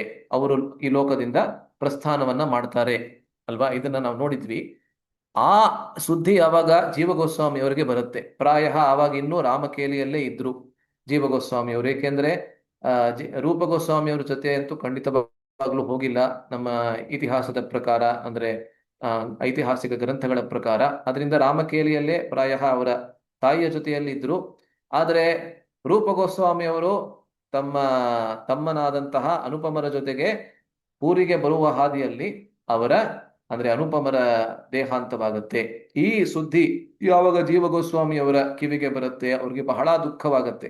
ಕೇವಲ ನಮ್ಮ ತಂದೆಯವರು ಹೋಗಿದ್ದಾರೆ ಅಂತ ಮಾತ್ರ ಅಲ್ಲ, ಆದರೆ ಅಂತಹ ಮಹಾನ್ ವೈಷ್ಣವರು ಚೈತನ್ಯ ಮಹಾಪ್ರಭು ಅವರ ನಿತ್ಯ ಪಾರ್ಷದರಾದಂತಹ ಆ ಈ ನಮ್ಮ ತಂದೆಯವರು ದೇಹದಿಂದ ಈ ಲೋಕದಿಂದ ಪ್ರಸ್ಥಾನ ಮಾಡಿ ದೇಹ ತ್ಯಾಗವನ್ನು ಮಾಡಿದ್ದಾರೆ ಎಂಬಂತಹ ಸುದ್ದಿ ಯಾವಾಗ ಬರುತ್ತೆ ಅವ್ರಿಗೆ ಬಹಳ ಬಹಳ ದುಃಖವಾಗತ್ತೆ. ಈ ವಿಷಯವನ್ನ ಕೇಳ್ತಾ ಇದ್ದಂತೆ ಎಷ್ಟು ದುಃಖವಾಗತ್ತೆ ಅಂತ ಹೇಳಿದ್ರೆ, ಅವರು ಧಾರಾಕಾರವಾಗಿ ಅಳೋದಕ್ಕೆ ಶುರು ಮಾಡಿಬಿಡ್ತಾರೆ. ಆ ಅಳವನ್ನ ಕೇಳಿ ಅಥವಾ ಅವರು ಅಳೋದನ್ನ ನೋಡಿಯೇ ಇತರರಿಗೆ ಮತ್ತಷ್ಟು ದುಃಖವಾಗ್ತಾ ಇತ್ತಂತೆ. ಅವರು ಕೂಡ ಅಳೋದಕ್ಕೆ ಶುರು ಮಾಡ್ತಾ ಇದ್ರಂತೆ. ಮತ್ತೆ ಇದೇ ಸಮಯದಲ್ಲಿ ಅವರಿಗೆ ಎಲ್ಲದರಿಂದಲೂ ಅನಾಸಕ್ತಿ ಅನ್ನೋದು ಬರುತ್ತೆ. ಅಂದ್ರೆ ಎಲ್ಲಾ ಭೌತಿಕ ವಿಷಯಗಳಿಂದಲೂ ಅನಾಸಕ್ತಿ ಅನ್ನೋದು ಇದೇ ಸಮಯದಲ್ಲಿ ಬರುತ್ತೆ ಅಂತ ಶಾಸ್ತ್ರ ಹೇಳುತ್ತೆ ಅಲ್ವೇ. ಮತ್ತೆ ಅವರು ಬಾಲ್ಯದಲ್ಲಿ ನಾವು ಭಾಗವತದಲ್ಲಿ ನಾವು ನೋಡ್ತೀವಿ, ವಿಶೇಷವಾಗಿ 3ನೇ ಸ್ಕಂಧದಲ್ಲಿ ಉದ್ಧವನ ವಿಷಯದಲ್ಲಿ ನಾವು ನೋಡ್ತೀವಿ. ಬಾಲ್ಯದಲ್ಲಿ ಬೇರೆ ಎಲ್ಲಾ ಮಕ್ಕಳು ಅವನ ಸ್ನೇಹಿತರೆಲ್ಲರೂ, ಉದ್ಧವನ ಸ್ನೇಹಿತರೆಲ್ಲರೂ ಬೇರೆ ಬೇರೆ ಆಟದ ಸಾಮಾನುಗಳಿಂದ ಮತ್ತೆ ಬೇರೆ ಬೇರೆ ಕ್ರೀಡೆಗಳಲ್ಲಿ ಅವರು ಆಡ್ತಾ ಇರಬೇಕಾದ್ರೆ, ಅವರು ನಿರತರಾಗಿರ್ಬೇಕಾದ್ರೆ ಉದ್ಧವ ಭಗವಂತನ ಶ್ರೀ ವಿಗ್ರಹವನ್ನ ಅರ್ಚಿಸ್ತಾ ಇದ್ದ, ಅದರ ಪೂಜೆಯನ್ನ ಮಾಡ್ತಾ ಇದ್ದ ಅಲ್ವೇ. ಅದೇ ರೀತಿಯಲ್ಲಿ ಜೀವ ಗೋಸ್ವಾಮಿ ಅವರು ಕೂಡ ಬಾಲ್ಯದಲ್ಲಿ ಯಾವುದೇ ಆಟದಲ್ಲಿ ಕ್ರೀಡೆಯಲ್ಲಾಗ್ಲಿ ಅವರಿಗೆ ಆಸಕ್ತಿ ಇರಲಿಲ್ಲ. ಅವರಿಗೆ ಆಸಕ್ತಿ ಇದ್ದಿದ್ದು ಕೇವಲ ಭಗವಂತನಲ್ಲಿ. ಆದ್ರಿಂದ ಬಾಲ್ಯದಲ್ಲಿಯೇ ಅವರು ಅವರದೇ ಆದಂತಹ ಕೈಗಳಿಂದ ಒಂದು ದೊಡ್ಡ ಒಂದು ಸಣ್ಣ ವಿಗ್ರಹವನ್ನ ತಯಾರಿಸಿದ್ರಂತೆ. ಅದು ಕೃಷ್ಣ ಬಲರಾಮರ ವಿಗ್ರಹ. ಆ ಕೃಷ್ಣ ಬಲರಾಮರ ವಿಗ್ರಹಕ್ಕೆ ದಿನವೂ ಅವರು ನೈವೇದ್ಯವನ್ನ ಮಾಡುವಂತಹದ್ದು, ಷೋಡಶ ಉಪಚಾರವನ್ನ ಮಾಡುವಂತಹದ್ದು ಎಲ್ಲವನ್ನ ಬಾಲ್ಯದಲ್ಲೇ ಮಾಡ್ತಾ ಇದ್ರು ಅಲ್ವೇ. ಸೊ ಅವರು ಆಟ ಆಡ್ತಾ ಇದ್ರು ಕೂಡ ಆ ಆಟವು ಕೃಷ್ಣನ ಸಂಬಂಧದಲ್ಲೇ ಇತ್ತಂತೆ. ಅಂದ್ರೆ ಇದರಿಂದ ನಾವೇನ್ ನೋಡ್ತೀವಿ, ಮಹಾನ್ ವೈಷ್ಣವರ ಲಕ್ಷಣಗಳು ಬಾಲ್ಯದಲ್ಲಿಯೇ ಅನೇಕ ಬಾರಿ ವ್ಯಕ್ತವಾಗ್ತದೆ. ಇದು ಏನು ಅವಶ್ಯಕವಿಲ್ಲ. ಅನೇಕ ವೈಷ್ಣವರ ದಿವ್ಯ ಗುಣಗಳು ಒಂದು ವಯಸ್ಸಾದ ಮೇಲೆ ಕೂಡ ವ್ಯಕ್ತವಾಗಬಹುದು. ಆದರೆ ಅನೇಕ ಬಾರಿ ಅಂತಹ ಮಹಾನ್ ವೈಷ್ಣವರ ಬಾಲ್ಯವೂ ಕೂಡ ಕೃಷ್ಣಮಯವಾಗಿರುತ್ತದೆ ಎನ್ನುವುದಕ್ಕೆ ಇದು ಅದ್ಭುತವಾದಂತಹ ಸಾಕ್ಷಿ ಅಲ್ವಾ. ಸೊ ಒಂದು ಸಾಯಂಕಾಲ ಅವರು ಮಲಗೋದಕ್ಕಿಂತ ಮುಂಚೆ, ಆಗಿನ ಸಮಯದಲ್ಲಿ ಬಹಳ ಬೇಗ ಮಲಗ್ತಾ ಇದ್ರು ಎಲ್ಲರೂ, ಏಕೆಂದ್ರೆ ವಿದ್ಯುತ್ ಶಕ್ತಿ ಇರಲಿಲ್ಲ ಅಲ್ವಾ. ಈಗಿನ ಕಾಲದಲ್ಲಿ ಎಲ್ಲರೂ 11 ಗಂಟೆ 12 ಗಂಟೆಗೆ ಮಲಗ್ತಾರೆ. ಆದ್ರೆ ಇವತ್ತು ಕೂಡ ಅಕಸ್ಮಾತ್ ಆಗಿ ಯಾವ್ದಾದ್ರು ಒಂದು ಹಳ್ಳಿಯಲ್ಲಿ ಆ ರೀತಿ ಹಳ್ಳಿ ಇವಾಗ ಇಲ್ಲ ಅನ್ಸುತ್ತೆ, ಅಲ್ಲಿ ವಿದ್ಯುತ್ ಶಕ್ತಿ ಇಲ್ಲ ಅಂತ ಹೇಳಿದ್ರೆ, ಎಲೆಕ್ಟ್ರಿಸಿಟಿ ಇಲ್ಲದೆ ಇರುವಂತಹ ಹಳ್ಳಿಯನ್ನ ನೀವು ನೋಡಿದ್ರೆ, ಉದಾಹರಣೆಗೆ ನಮ್ಮ ಗೋಕುಲ್ ಧಾಮ್ ಇದೆ ಬೆಳಗಾಂ ಹತ್ರ, ಅಲ್ಲಿ ವಿದ್ಯುತ್ ಶಕ್ತಿ ಇಲ್ಲ. ಅದರಿಂದ ಎಲ್ಲರೂ 8 ಗಂಟೆಗೆ ಮಲಗಿಬಿಡ್ತಾರೆ. ಯಾಕೆಂದ್ರೆ ಅದಾದ್ಮೇಲೆ ಏನು ಮಾಡೋದಕ್ಕಾಗೋದು ಇಲ್ಲ ಅಲ್ಲಿ ಅಲ್ವೇ. ಅದರಿಂದ ನಾವೇನ್ ನೋಡ್ತೀವಿ ಅಂತ ಹೇಳಿದ್ರೆ, ಜೀವ ಗೋಸ್ವಾಮಿ ಅವರು ಒಂದು ರಾತ್ರಿ ಮಲಗೋದಕ್ಕಿಂತ ಮುಂಚೆ ಅವರು ಚೈತನ್ಯ ಮಹಾಪ್ರಭುಗಳಿಂದ ಅತೀವ ವಿರಹವನ್ನ ಅನುಭವಿಸ್ತಾರೆ. ಏನಕ್ಕೆ ಅಂತ ಹೇಳಿದ್ರೆ, ಆ ಸಮಯದಲ್ಲಿ ಚೈತನ್ಯ ಮಹಾಪ್ರಭುವರು ಈ ಲೋಕದಿಂದ ಪ್ರಸ್ಥಾನ ಮಾಡಿರ್ತಾರೆ. ನಮಗೆ ಗೊತ್ತಿದೆ, ಚೈತನ್ಯ ಮಹಾಪ್ರಭುವರು ಈ ಲೋಕದಲ್ಲಿ ನಮ್ಮ ಆಂಗ್ಲ ಕ್ಯಾಲೆಂಡರ್ ಪ್ರಕಾರ, ಇಂಗ್ಲಿಷ್ ಕ್ಯಾಲೆಂಡರ್ ಪ್ರಕಾರ 1486ರಿಂದ 1534ರವರೆಗೆ, ಅಂದ್ರೆ 48 ವರ್ಷಗಳವರೆಗೆ ಅವರು ತಮ್ಮ ದಿವ್ಯ ಲೀಲೆಗಳನ್ನ ಅವರು ತೋರಿಸ್ತಾರೆ ಅಲ್ವಾ. ಸೊ ಆದ್ರಿಂದ ಆ ಆ ಸಮಯದಲ್ಲಿ ಅವರಿನ್ನೂ ಇನ್ನು ಬಾಲ್ಯದಲ್ಲೇ ಇರಬೇಕಾದ್ರೆ ಜೀವ ಗೋಸ್ವಾಮಿ ಅವರು ಲೋಕದಿಂದ ಪ್ರಸ್ಥಾನ ಮಾಡಿರ್ತಾರೆ. ಅದನ್ನ ಕೇಳಿ ಇವರಿಗೆ ಅತೀವ ವಿರಹ ಅನ್ನೋದು ಬರುತ್ತೆ. ಅದಾದ ಮೇಲೆ ಅವರು ಎಷ್ಟು ವಿರಹವನ್ನ ಅನುಭವಿಸ್ತಾರೆ ಅಂತ ಹೇಳಿದ್ರೆ, ಜೋರಾಗಿ ಚೈತನ್ಯ ಮಹಾಪ್ರಭುಗಳ ಮತ್ತೆ ನಿತ್ಯಾನಂದ ಪ್ರಭುಗಳ ನಾಮೋಚ್ಚಾರಣೆಯನ್ನ ಮಾಡೋದಕ್ಕೆ ಶುರು ಮಾಡ್ತಾರೆ, ಜೋರಾಗಿ ಕೂಗೋದಕ್ಕೆ ಶುರು ಮಾಡ್ತಾರೆ. ಅದಾದ್ಮೇಲೆ ಭಗವಂತನ ಇಚ್ಛೆಯಿಂದ ಮಲಗ್ತಾರೆ. ರಾತ್ರಿ ಮಲಗಿರ್ಬೇಕಾದ್ರೆ ನಾವು ಇದನ್ನ ಬೇರೆ ಗೋಸ್ವಾಮಿಗಳ ಚರಿತ್ರೆಯಲ್ಲಿ ಕೂಡ ನಾವು ನೋಡಿದ್ವಿ ಅಲ್ವಾ. ಉದಾಹರಣೆಗೆ ಗೋಪಾಲ ಭಟ್ಟ ಗೋಸ್ವಾಮಿಯವರ ಚರಿತ್ರೆಯಲ್ಲಿ ನಾವು ನೋಡಿದ್ವಿ. ಸೊ ಅದೇ ರೀತಿಯಲ್ಲಿ ಇವರು ಮಲಗಿರ್ಬೇಕಾದ್ರೆ, ಜೀವ ಗೋಸ್ವಾಮಿ ಅವರು ಮಲಗಿರ್ಬೇಕಾದ್ರೆ, ಅವರ ಕನಸಿನಲ್ಲಿ ಚೈತನ್ಯ ಮಹಾಪ್ರಭು ಅವರು ತಮ್ಮ ಎಲ್ಲಾ ಪಾರ್ಷದರ ಜೊತೆಗೆ, ಜೈ ಶ್ರೀಕೃಷ್ಣ ಚೈತನ್ಯ ಪ್ರಭು ನಿತ್ಯಾನಂದ ಶ್ರೀ ಅದ್ವೈತ ಗದಾಧರ ಶ್ರೀವಾಸ್, ಈ 4 ಮುಖ್ಯವಾಗಿರತಕ್ಕಂಥ ಪಾರ್ಷದರು, ಆದ್ರೆ ಅವರಿಗೆ ಹೊರತಾಗಿ ಇನ್ನೂ ಅನೇಕ ಪಾರ್ಷದರು, ಚೈತನ್ಯ ಚರಿತಾಮೃತದಲ್ಲಿ ನಾವು ಯಾರ್ಯಾರ ಹೆಸರನ್ನ ಕೇಳ್ತೀವಿ ಆ ಎಲ್ಲಾ ಪಾರ್ಷದರೊಂದಿಗೆ ದಿವ್ಯ ದರ್ಶನವನ್ನ ಜೀವ ಗೋಸ್ವಾಮಿ ಅವರಿಗೆ ಅವರ ಕನಸಿನಲ್ಲಿ ಮಾಡಿಸ್ತಾರೆ. ಓ ಈ ಕನಸಿನಲ್ಲಿ ಅವರಿಗೆ ಆದಂತಹ ದರ್ಶನದಿಂದ ಅವರಿಗೆ ಬಹಳ ಬಹಳ ಸಂತೋಷವಾಗತ್ತೆ. ಆ ಕನಸು ಪ್ರಾಯ ನಿಜ ಅಂತ ಅನಿಸ್ಬಿಡುತ್ತೆ. ಆದರೆ ಒಂದು ಕ್ಷಣದಲ್ಲಿ ಆ ಕನಸು ಮುರಿದು ಹೋಗುತ್ತೆ, ಅವರು ಎದ್ದು ಬಿಡ್ತಾರೆ. ಅವರು ಎದ್ದಾದ್ಮೇಲೆ ಮತ್ತಷ್ಟು ಅವ್ರಿಗೆ ದುಃಖವಾಗತ್ತೆ. ಏಕೆ ಅಂತ ಹೇಳಿದ್ರೆ, ಯಾವಾಗ ಸಂಯೋಗ ಅನ್ನೋದು ಮುರಿಯುತ್ತೆ ಆವಾಗ ಆ ವಿಯೋಗದ ದುಃಖ ಮತ್ತಷ್ಟು ಹೆಚ್ಚಾಗತ್ತೆ ಅಲ್ವೇ. ವಿರಹದಲ್ಲೇ ಯಾರಾದ್ರೂ ಇದ್ರೆ ಆವಾಗ ದುಃಖ ಕಡಿಮೆ, ಆದರೆ ವಿರಹದ ಮಧ್ಯದಲ್ಲಿ ಸಂಯೋಗ ಅನ್ನೋದು ಕೂಡ ಬಂದು ಅಂತ ಹೇಳಿದ್ರೆ, ಕೃಷ್ಣನ ವಿರಹದ ಮಧ್ಯದಲ್ಲಿ ಕೃಷ್ಣ ತನ್ನ ದರ್ಶನವನ್ನ ನೀಡಿ ಮತ್ತೆ ಅವನು ಅಲ್ಲಿಂದ ಅದೃಶ್ಯನಾಗ್ಬಿಟ್ರೆ ಅವಾಗ ವಿರಹ ಮತ್ತಷ್ಟು ಜಾಸ್ತಿ ಆಗತ್ತೆ ಅಲ್ವೇ. ಆದ್ರಿಂದ ಅವ್ರಿಗೆ ಮತ್ತಷ್ಟು ಬಹಳ ದುಃಖವಾಗತ್ತೆ. ಆದ್ರೆ ಮತ್ತೆ ಅವರು ಮಲಗ್ತಾರೆ. ಈ ಸತಿ ಮಲಗಬೇಕಾದ್ರೆ ಅವರ ಕೃಷ್ಣ ಬಲರಾಮನ ವಿಗ್ರಹ ಏನಿತ್ತು ಆ ವಿಗ್ರಹವೇ ಚೈತನ್ಯ ಮತ್ತೆ ನಿತ್ಯಾನಂದ ಪ್ರಭುಗಳ ರೂಪವನ್ನ ತಾಳಿ ಅವರಿಗೆ ಆ ದರ್ಶನವನ್ನ ಮಾಡಿಸ್ತಾರೆ ಅಲ್ವೇ. ಇದು ಎರಡನೆಯ ಮತ್ತೊಂದು ಅದ್ಭುತವಾದಂತಹ ದರ್ಶನ. ಮಾರನೇ ದಿವಸ ಬೆಳಿಗ್ಗೆ ಅವರು ಎದ್ದ ಕೂಡಲೇ ಅವರು ಒಂದು ಸಂಕಲ್ಪವನ್ನ ಮಾಡ್ತಾರೆ. ಏಕೆಂದ್ರೆ ಚೈತನ್ಯ ಮಹಾಪ್ರಭುಗಳ ಲೀಲೆಯನ್ನ ಸಂಪೂರ್ಣವಾಗಿ ಅನುಭವಿಸ್ಬೇಕಂತ ಹೇಳಿದ್ರೆ ಅವರು ಅವರ ಜನ್ಮ ಸ್ಥಳವಾದಂತಹ ನವದ್ವೀಪಕ್ಕೆ ಹೋಗಿ ಅಲ್ಲೇ ನಾವು ಅದನ್ನ ಅನುಭವಿಸ್ಬೇಕು ಅಂತ ಹೇಳಿ, ನಾನು ನವದ್ವೀಪಕ್ಕೆ ಹೋಗ್ತೀನಿ ಅಂತ ಒಂದು ಸಂಕಲ್ಪವನ್ನ ಅವರು ಮಾಡ್ತಾರೆ. ನೋಡಿ, ಅವರ ಮನೆಯಲ್ಲಿ ಇನ್ನು ತುಂಬಿ ತುಳುಕುವಂತಹ ಐಶ್ವರ್ಯವಿತ್ತು ಅಂತ ಹೇಳಿದ್ರೆ, ಇನ್ನು ಯಾರು ಸಾಮಾನ್ಯವಾಗಿರ್ತಕ್ಕಂಥ ಮನುಷ್ಯ ಊಹೆ ಕೂಡ ಮಾಡ್ಕೊಳಕ್ಕಾಗೋದಿಲ್ಲ. ನಾವು ಕೇಳಿದ್ದೀವಿ, ರೂಪ ಗೋಸ್ವಾಮಿ ಅವರು ನಿವೃತ್ತರಾಗಬೇಕಾದ್ರೆ ಸುಮಾರು 7 ದೋಣಿಗಳಷ್ಟು ಸಂಪತ್ತನ್ನ, ಅಂದ್ರೆ ಚಿನ್ನದ ನಾಣ್ಯಗಳನ್ನ ಅವರು ಚಿನ್ನದ ನಾಣ್ಯಗಳ 7 ದೋಣಿಗಳಷ್ಟು ಚಿನ್ನದ ನಾಣ್ಯಗಳು ಅವರ ಹತ್ರ ಇತ್ತು ಅಲ್ವೇ. ಅಂದ್ರೆ ಅದನ್ನು ಊಹೆ ಕೂಡ ನಾವು ಮಾಡ್ಕೊಳ್ಳೋದಕ್ಕಾಗೋದಿಲ್ಲ, ಅಷ್ಟು ಸಂಪತ್ತಿತ್ತು. ಆದ್ರೂ ಕೂಡ ಜೀವ ಗೋಸ್ವಾಮಿ ಅವರಿಗೆ ಅವರ ದೊಡ್ಡಪ್ಪಂದಿರು ಅಂತ ಹೇಳಿದ್ರೆ ರೂಪ ಗೋಸ್ವಾಮಿ ಮತ್ತೆ ಸನಾತನ ಗೋಸ್ವಾಮಿ ಅವರು ಯಾವ ಮಾರ್ಗದಲ್ಲಿ ನಡೆದರು ಅಂತ ಹೇಳಿದ್ರೆ, ಸಂಪೂರ್ಣವಾದಂತಹ ವೈರಾಗ್ಯದ ಮಾರ್ಗದಲ್ಲಿ ನಡೆದರು, ಅದೇ ಮಾರ್ಗದಲ್ಲಿ ಇವರಿಗೆ ಆಸಕ್ತಿ ಚಿಕ್ಕ ವಯಸ್ಸಿನಿಂದಲೇ ಬಂದ್ಬಿಡ್ತು. ರೂಪ ಗೋಸ್ವಾಮಿ ಮತ್ತೆ ಸನಾತನ ಗೋಸ್ವಾಮಿ ಅವರು ಸ್ವಲ್ಪ ಕಾಲಕ್ಕೆ ಗೃಹಸ್ಥಾಶ್ರಮದಲ್ಲಿ ಇದ್ರು. ಅದ್ರ ಬಗ್ಗೆ ಎಲ್ಲೂ ಉಲ್ಲೇಖ ಇಲ್ಲ, ಆದ್ರೆ ಆಚಾರ್ಯರೆಲ್ಲರೂ ಹೇಳ್ತಾರೆ ಖಂಡಿತವಾಗ್ಲು. ಏಕೆ ಅಂತ ಹೇಳಿದ್ರೆ, ಅಂತಹ ದೊಡ್ಡ ಹುದ್ದೆಯಲ್ಲಿ ಇರ್ಬೇಕಾದ್ರೆ ಖಂಡಿತವಾಗ್ಲು ಅವರು ಅಂತಹ ಗೃಹಸ್ಥಾಶ್ರಮದಲ್ಲಿ ಇದ್ದಿರ್ಲೇಬೇಕು. ಆದರೆ ಜೀವ ಗೋಸ್ವಾಮಿ ಅವರಿಗೆ ಬಾಲ್ಯದಿಂದಲೇ ವೈರಾಗ್ಯದಲ್ಲಿ ಆಸಕ್ತಿ ಬಂದ್ಬಿಡುತ್ತದೆ. ಆದ್ರಿಂದ ಅವರು ತಮ್ಮ ತಾಯಿಯ ಒಂದು ಅನುಮತಿಯನ್ನ ಪಡೆದು ಒಬ್ಬ ಸೇವಕನೊಂದಿಗೆ ರಾಮಕೇಲಿಯಿಂದ ನವದ್ವೀಪಕ್ಕೆ ಬರ್ತಾರೆ. ಇಷ್ಟೊತ್ತಿಗಾಗಲೇ ಚೈತನ್ಯ ಮಹಾಪ್ರಭು ಅವರು ಈ ಲೋಕದಿಂದ ಪ್ರಸ್ಥಾನ ಮಾಡಿದ್ದಾರೆ. ಮತ್ತೆ ಇವಾಗ ಇವರಿಗೆ ಸುಮಾರು 13-14 ವರ್ಷದ ವಯಸ್ಸಿದ್ದಿರಬೇಕು. ಆದ್ದರಿಂದಲೇ ನಾನು ಹೇಳಿದ್ನಲ್ಲ ಆರಂಭದಲ್ಲಿ 1513 ಅಂತ ಅವರ ಜನ್ಮದ ವರ್ಷ ಏನಿದೆ ಅದ್ರ ಬಗ್ಗೆ ಸ್ವಲ್ಪ ಚರ್ಚೆ ಕೂಡ ಇದೆ. ಏನಕ್ಕೆ ಅಂತ ಹೇಳಿದ್ರೆ 1534ರಲ್ಲಿ ಚೈತನ್ಯ ಮಹಾಪ್ರಭುಗಳು ಈ ಲೋಕದಿಂದ ಅದೃಶ್ಯರಾದ್ರು ಅಂತ ಹೇಳಿದ್ರೆ, ಅದಕ್ಕೆ ಆವಾಗ ಇವ್ರಿಗೆ ಸುಮಾರು 13-14 ವರ್ಷ ವಯಸ್ಸು ಅಂತ ಹೇಳಿದ್ರೆ, ಅದನ್ನ ಮೈನಸ್ ಮಾಡಿದ್ರೆ ನಿಮ್ಗೆ ಇನ್ನು ಜಾಸ್ತಿ ಸಿಗತ್ತೆ ಅಲ್ವೇ? ಅಂದ್ರೆ ಸುಮಾರು 1520ರಲ್ಲಿ ಅವರ ಜನ್ಮವಾಗಿರ್ಬೇಕು ಅಂತ ಅನ್ಸುತ್ತೆ ಅಲ್ವೇ? ಅದಿರ್ಲಿ. ಆದ್ರೆ ಇವರು ನವದ್ವೀಪಕ್ಕೆ ಬಂದಾಗ, ಆ ಅವರ ಒಬ್ಬ ಸೇವಕರೊಂದಿಗೆ ಬಂದಾಗ, ಚೈತನ್ಯ ಮಹಾಪ್ರಭುಗಳು ಇರಲಿಲ್ಲ, ಈ ಲೋಕದಿಂದ ಪ್ರಸ್ಥಾನ ಮಾಡಿದ್ರು. ಅವರು ಪ್ರಸ್ಥಾನ ಮಾಡಿದ್ದು ಜಗನ್ನಾಥಪುರಿಯಲ್ಲಿ. ಆದರೆ ನವದ್ವೀಪಕ್ಕೆ ಬಂದಾಗ ಅಲ್ಲಿ ನಿತ್ಯಾನಂದ ಪ್ರಭುಗಳು ಇದ್ರು. ನಿತ್ಯಾನಂದ ಪ್ರಭುವರು ಗೃಹಸ್ಥಾಶ್ರಮವನ್ನ ಸ್ವೀಕರಿಸಿ ಅಲ್ಲಿ ಅವರು ನವದ್ವೀಪದಲ್ಲೇ ವಾಸ ಮಾಡ್ತಾ ಇದ್ರು ಅಲ್ವೇ? ಅದು ನಮಗೆ ಗೊತ್ತಿದೆ. ನಿತ್ಯಾನಂದ ಪ್ರಭುಗಳು ಮುಂಚೆನೆ ಶ್ರೀವಾಸ ಠಾಕೂರರಿಗೆ ಹೇಳಿಟ್ಟಿದ್ರಂತೆ. ಏನಂತ? ಇವಾಗ ರೂಪ ಗೋಸ್ವಾಮಿಯವರ ತಮ್ಮನಾದಂತ ಅನುಪಮರ ಸುಪುತ್ರರು ಬರ್ತಾರೆ, ದಯವಿಟ್ಟು ಅವರನ್ನ ಗಮನಿಸಿಕೊಳ್ಳಬೇಕು ಅಂತ. ಆದ್ರೆ ಜೀವ ಗೋಸ್ವಾಮಿ ಅವರಿಗೆ ಬಂದಾಗ ಮೊದಲು ಸೀದಾ ಶ್ರೀವಾಸಾಂಗನಕ್ಕೆ ಬರ್ತಾರೆ. ಆ ಶ್ರೀವಾಸಾಂಗನದಲ್ಲೇನೆ ನಿತ್ಯಾನಂದ ಪ್ರಭುಗಳು ಇದ್ರು ಅಲ್ವೇ? ಇದು ಭಗವಂತನ ಆಶೀರ್ವಾದ. ಅದರಿಂದ ಜೀವ ಗೋಸ್ವಾಮಿಯವರು ಸೀದಾ ಹೋಗಿ ನಿತ್ಯಾನಂದ ಪ್ರಭು ಅವರ ಕಾಲುಗಳಲ್ಲಿ ಬಿದ್ದು ಅವರ ಆಶೀರ್ವಾದದ ಯಾಚನೆಯನ್ನ ಮಾಡ್ತಾರೆ.